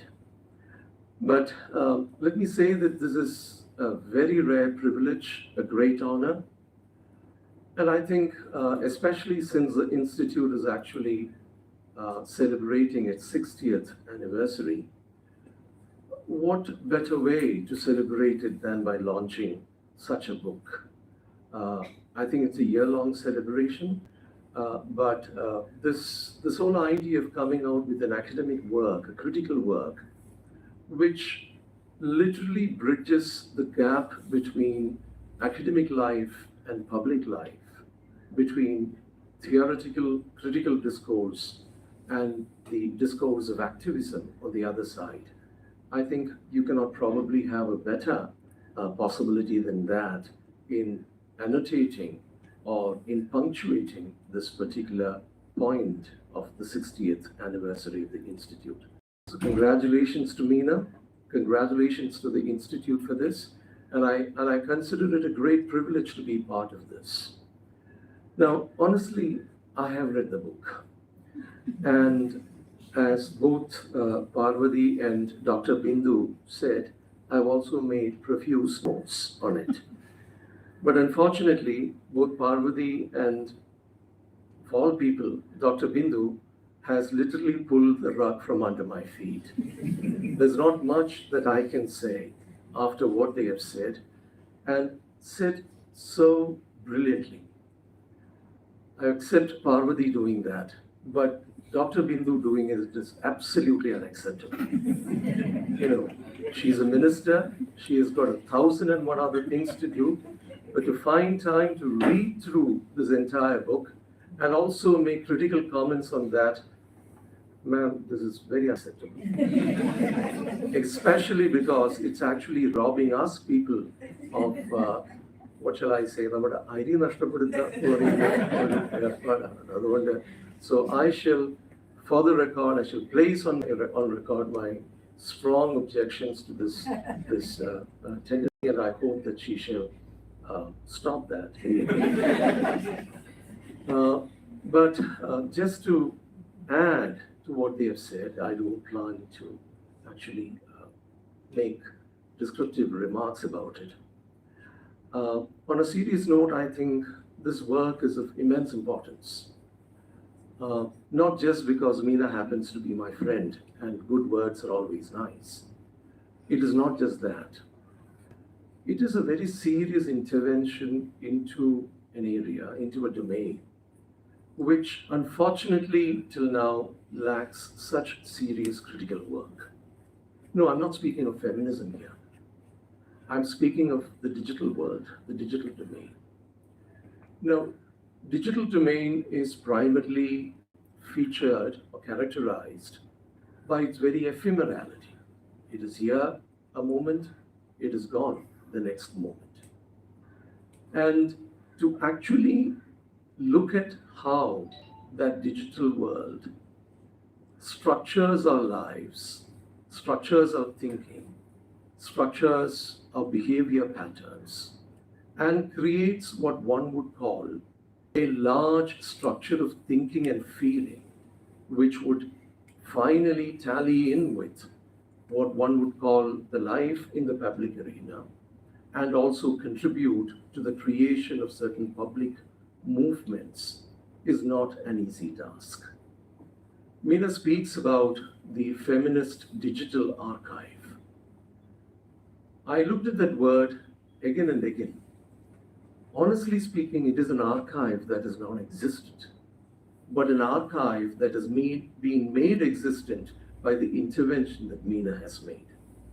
Any person here who has actually attempted to work on digital media, and especially the social media, will find how almost impossible it is to actually take recourse to that archive, because most often you find that they've either disappeared or they are unable to access it, or in some ways they've been altered. There doesn't seem to be a permanence to it at all. It is not just temporality, it is actually temporariness that really characterizes the digital archive. So it's an archive, not as if the other archives are there, cleanly, neatly stacked in shelves, easily accessible to us today and tomorrow, and which remains constant to a great extent. But here, you're effectively trying to deal with something that is moving, changing, something that is flexible and fluid, right as we are working with it. Yes, of course, life is such, but the digital archive is even more such. And to actually take that into the province of an academic critical work is no mean task. And this is exactly why that you find that there are very few real critical interventions in this field. And kudos to Meena for having attempted that and having succeeded at that to a great measure. The two major aspects of this work that I found especially important is that by tracking this domain, especially in terms of what she called affective feminisms, what Meena is able to really bring into academic attention is a set of movements which are ideologically open, as she calls them. What is very important about the social media, and I think this is quintessentially postmodern, if there is anything that is quintessentially postmodern, is that people who belong to very diverse locations, localities, very diverse ideological compulsions, different political leanings, happen to come together in a very temporary fashion in terms of a particular issue, in terms of a particular debate, and create, if not a consensus, at least a kind of conflict-ridden debate about a particular issue of primary importance to them. This way of being able to become translocal or transnational, as she uses, or trans-ideological or trans-political affiliations, is probably the greatest feature of affective feminisms, and where even while the possibility of intersectionality is there, even while the compulsions of other communities, other persuasions are present in such locutions, the possibility of creating a gender constituency that can overcome, transcend, and probably even sidestep the other kind of compulsions, political, ideological, etc., is probably the greatest takeaway from the book. She talks about intersectionality, but I think it is not just intersectionality that matters. And I think Meena should probably also have brought, even though she actually does that not in terms of direct comments, but the takeaway from the book is precisely the ability of these gender discourses to transcend the narrow, the confined, the specific, and the located into networks which are beyond such definitions. The second is, of course, this idea of affect. Parvati found it very difficult to find a Malayalam equivalent. I don't suppose we need to find a Malayalam equivalent. Affect എന്ന് തന്നെ ഉപയോഗിക്കാം. എനിക്ക് ഒരു പക്ഷേ ഏറ്റവും സൗകര്യം. കാരണം ബാധ എന്നൊക്കെ പറഞ്ഞാൽ അത് വേറൊരർത്ഥവും സ്വാധീനം വളരെ സംസ്കൃതവൽക്കരിച്ച മറ്റൊരർത്ഥവും. Affect തന്നെ ഇംഗ്ലീഷിൽ it's a very uncomfortable term. It's a burgeoning term. It's a term that is in the making, and it's not fixed in that sense. Having its roots in performance theory in the original sense, in the work of Tompkins, and then the work that Meena seems to rely upon quite a lot, the work of Papa Carisi, and a number of other, affective theorists. Part of the affective turn within humanities and critical and cultural theory. But probably what is very important about the identification of affective feminism or the experience of affect in terms of or in context of a very political movement as feminism is precisely the possibility of being able to actually look at this movement not in terms of preconceived or a priori political positions, but in terms of the specific experiences of people. I think this is very crucial here. What usually happens, especially with identitarian movements and with feminism too, is that analysis usually proceed from certain theoretical positions which are accepted from the West or within India. There are certain a priori ideas or conceptions which are taken for granted and from which critical analysis proceeds. But opposite to that, when you take affect itself as a primary category with which you approach an experience or approach a phenomenon, what there becomes imperative is that you cannot proceed from an a priori theory. You need to start with the experience. And an experience which sometimes lie too deep for words, sometimes lie too deep even for consciousness, but which, in a certain manner of speaking, the subject is constrained to express inadequately, express sometimes in a very difficult fashion, express sometimes even to the dissatisfaction of the self. That struggle of discourse and experience, that struggle between the experience that one goes through and the need to express that, in locating this work in terms of that particular space, that gap there, Meena depends a lot on the articulations, but Meena also slips away from the articulations to actual descriptions of what happened. Now, why this dual-pronged attack, one would think? It is probably in order to actually capture that ambivalence, that difficulty, that, shall I say, that lacunae between what happens to you and how you say about that. So I think it is, that's where the whole idea of intimate rebels come up. Intimacy is built on a number of things which are probably not entirely articulatable, not entirely expressible. intimacy sprouts from certain kinds of experiential patterns which you may not be able to really speak about. And intimacy is what she basically founds her arguments on in terms of the online world.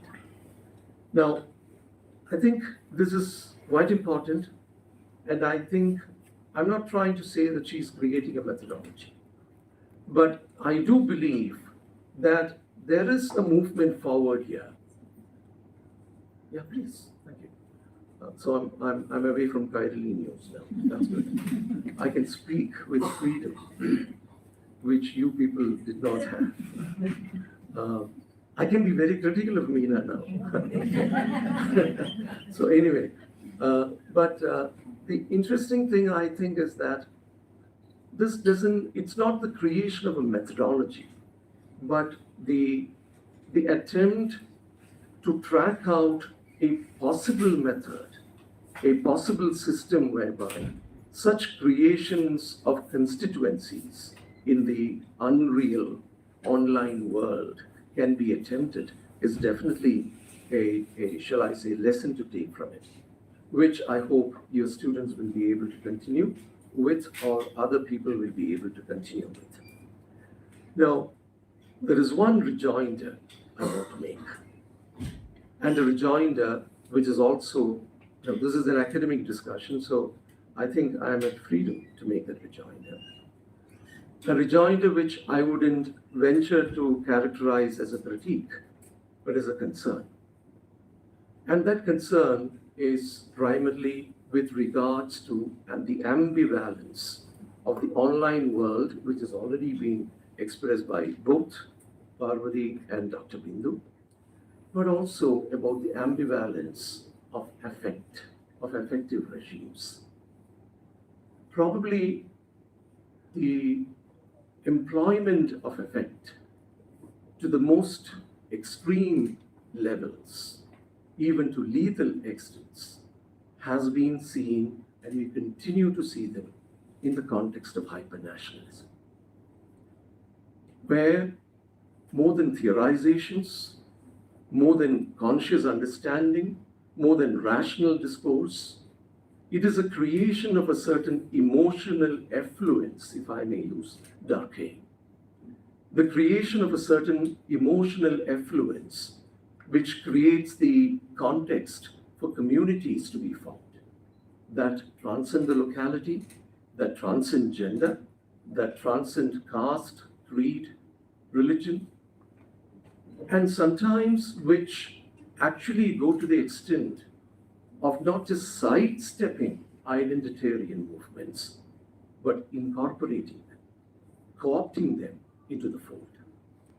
Meena speaks about the Shabarimala incident, where on the online platform, you saw not just the support for the Supreme Court judgment, but also, as they have referred, the We Are Ready to Wait movement too, where curiously enough, the idea of feminist solidarity came to be expressed in, if I may use an earlier kind of language, in terms of very retrogressive, non-reformist categories such as fidelity to religion, fidelity to ritual, fidelity to customary practices, etc.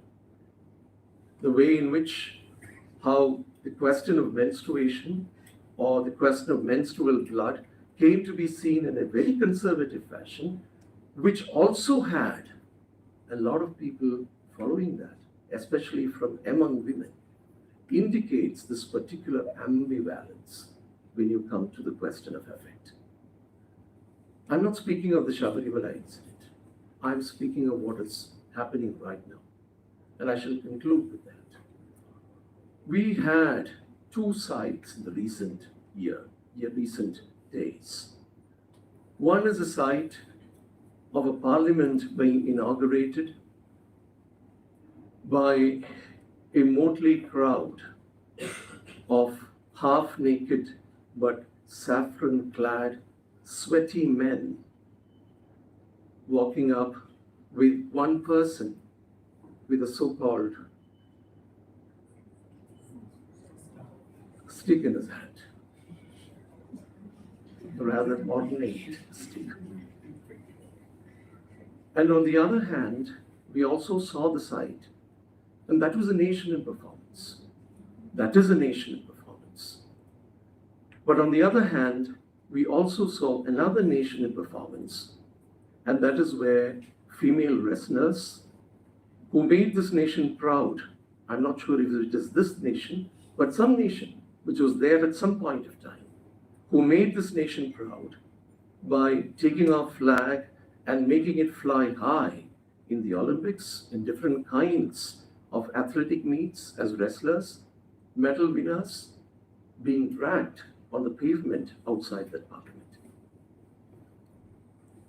Now, what we find here is that the idea of masculinity, the practice of masculinity, the obscene display of masculinity, of sweaty masculinity, I'm sorry, I want to say that, of sweaty masculinity, both there as well as in the other picture, is being received, celebrated, even in fact indicated as a future of this nation by a community created through affect, even on the online platform. Now that is a question that we need to really talk about. A year back in a very similar seminar where, of course, it was my retirement seminar where Dr. Meena was also present, I talked about the elephant in the room.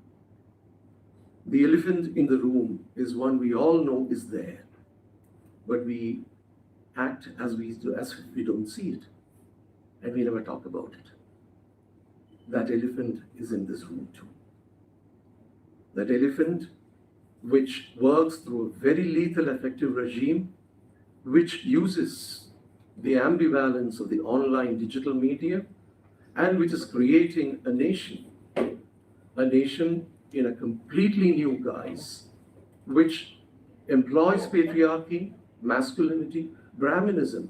Not in any of the ways it is these movements or these ideas have been deployed before, but in radically new, creative, inventive ways, where even the display of obscenity has become an aesthetic statement.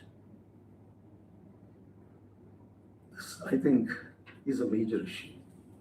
And I would like to know, or I would like to see, not know, I would like to see how feminism would respond to this. And it's not a challenge, not even a confrontation that I'm raising here.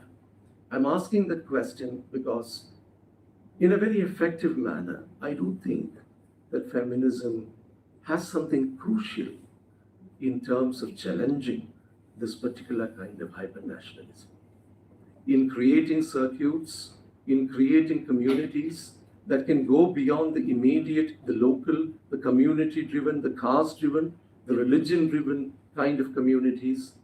I think feminism is very crucial in this question of hypernationalism. I look forward not just to works from Meena on that. I look forward to such constituencies being created, and probably Meena or someone else showing that to us. Thank you very much.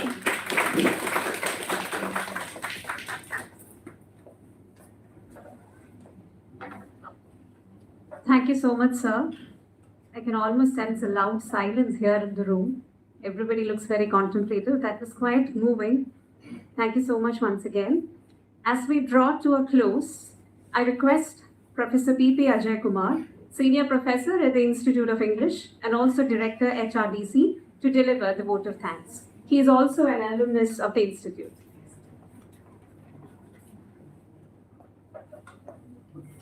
Respected professors and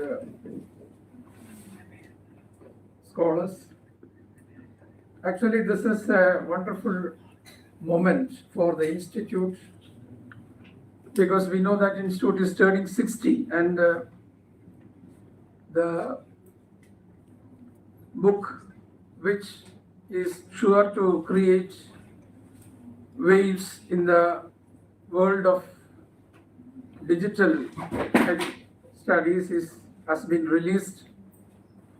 So I think this is a very important occasion as far as the Institute of English is concerned.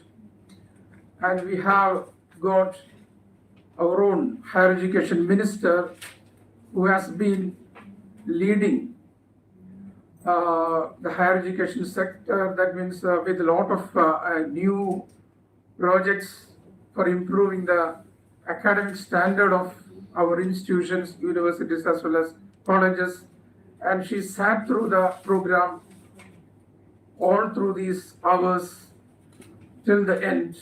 So we have to thank her from the bottom of our heart for coming here, for releasing the book, as well as for remaining here towards the end of the program. So thank you, ma'am, for the presence. We have Professor M.V. Narayan, who is leading 2 universities together. So we can imagine how busy he is.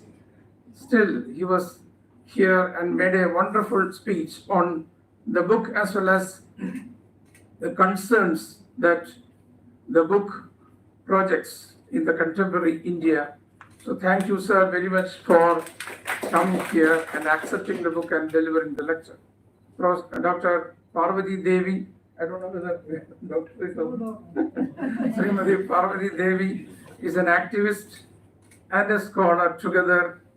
So she has that experience of participating in various, struggles related to empowerment of women.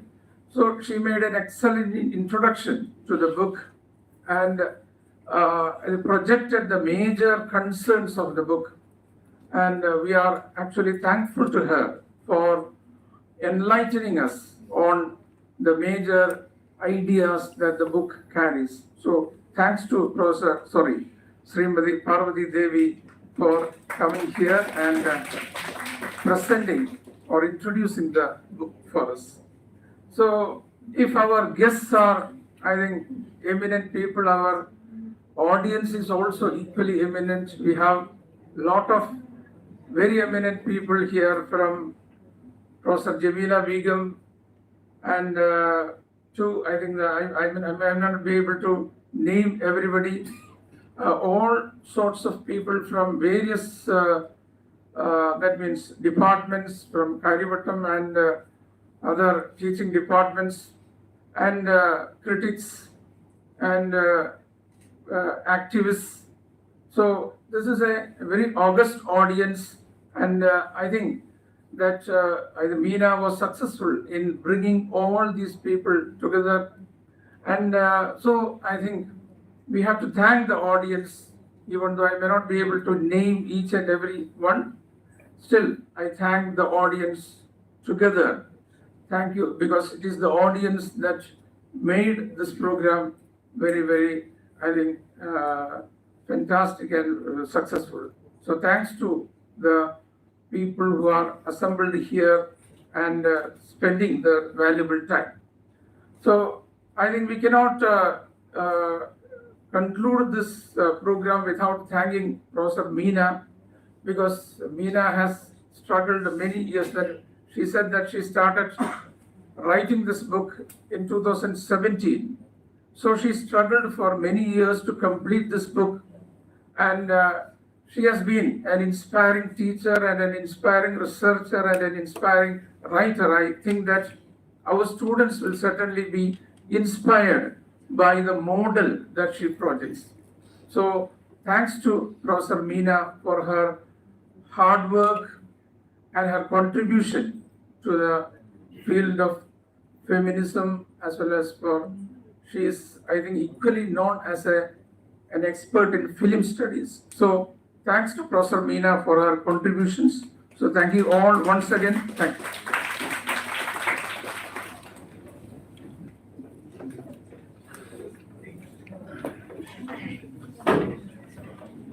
Thus, we come to the end of this event. It was such a pleasure to have you all here. Thank you for coming and gracing this event with your presence. Thank you, Meena ma'am, and congratulations also. Wishing you all a very wonderful day ahead. Thank you. The copies of the book are available outside if you plan to buy. You can even get it signed by the author. Thank you.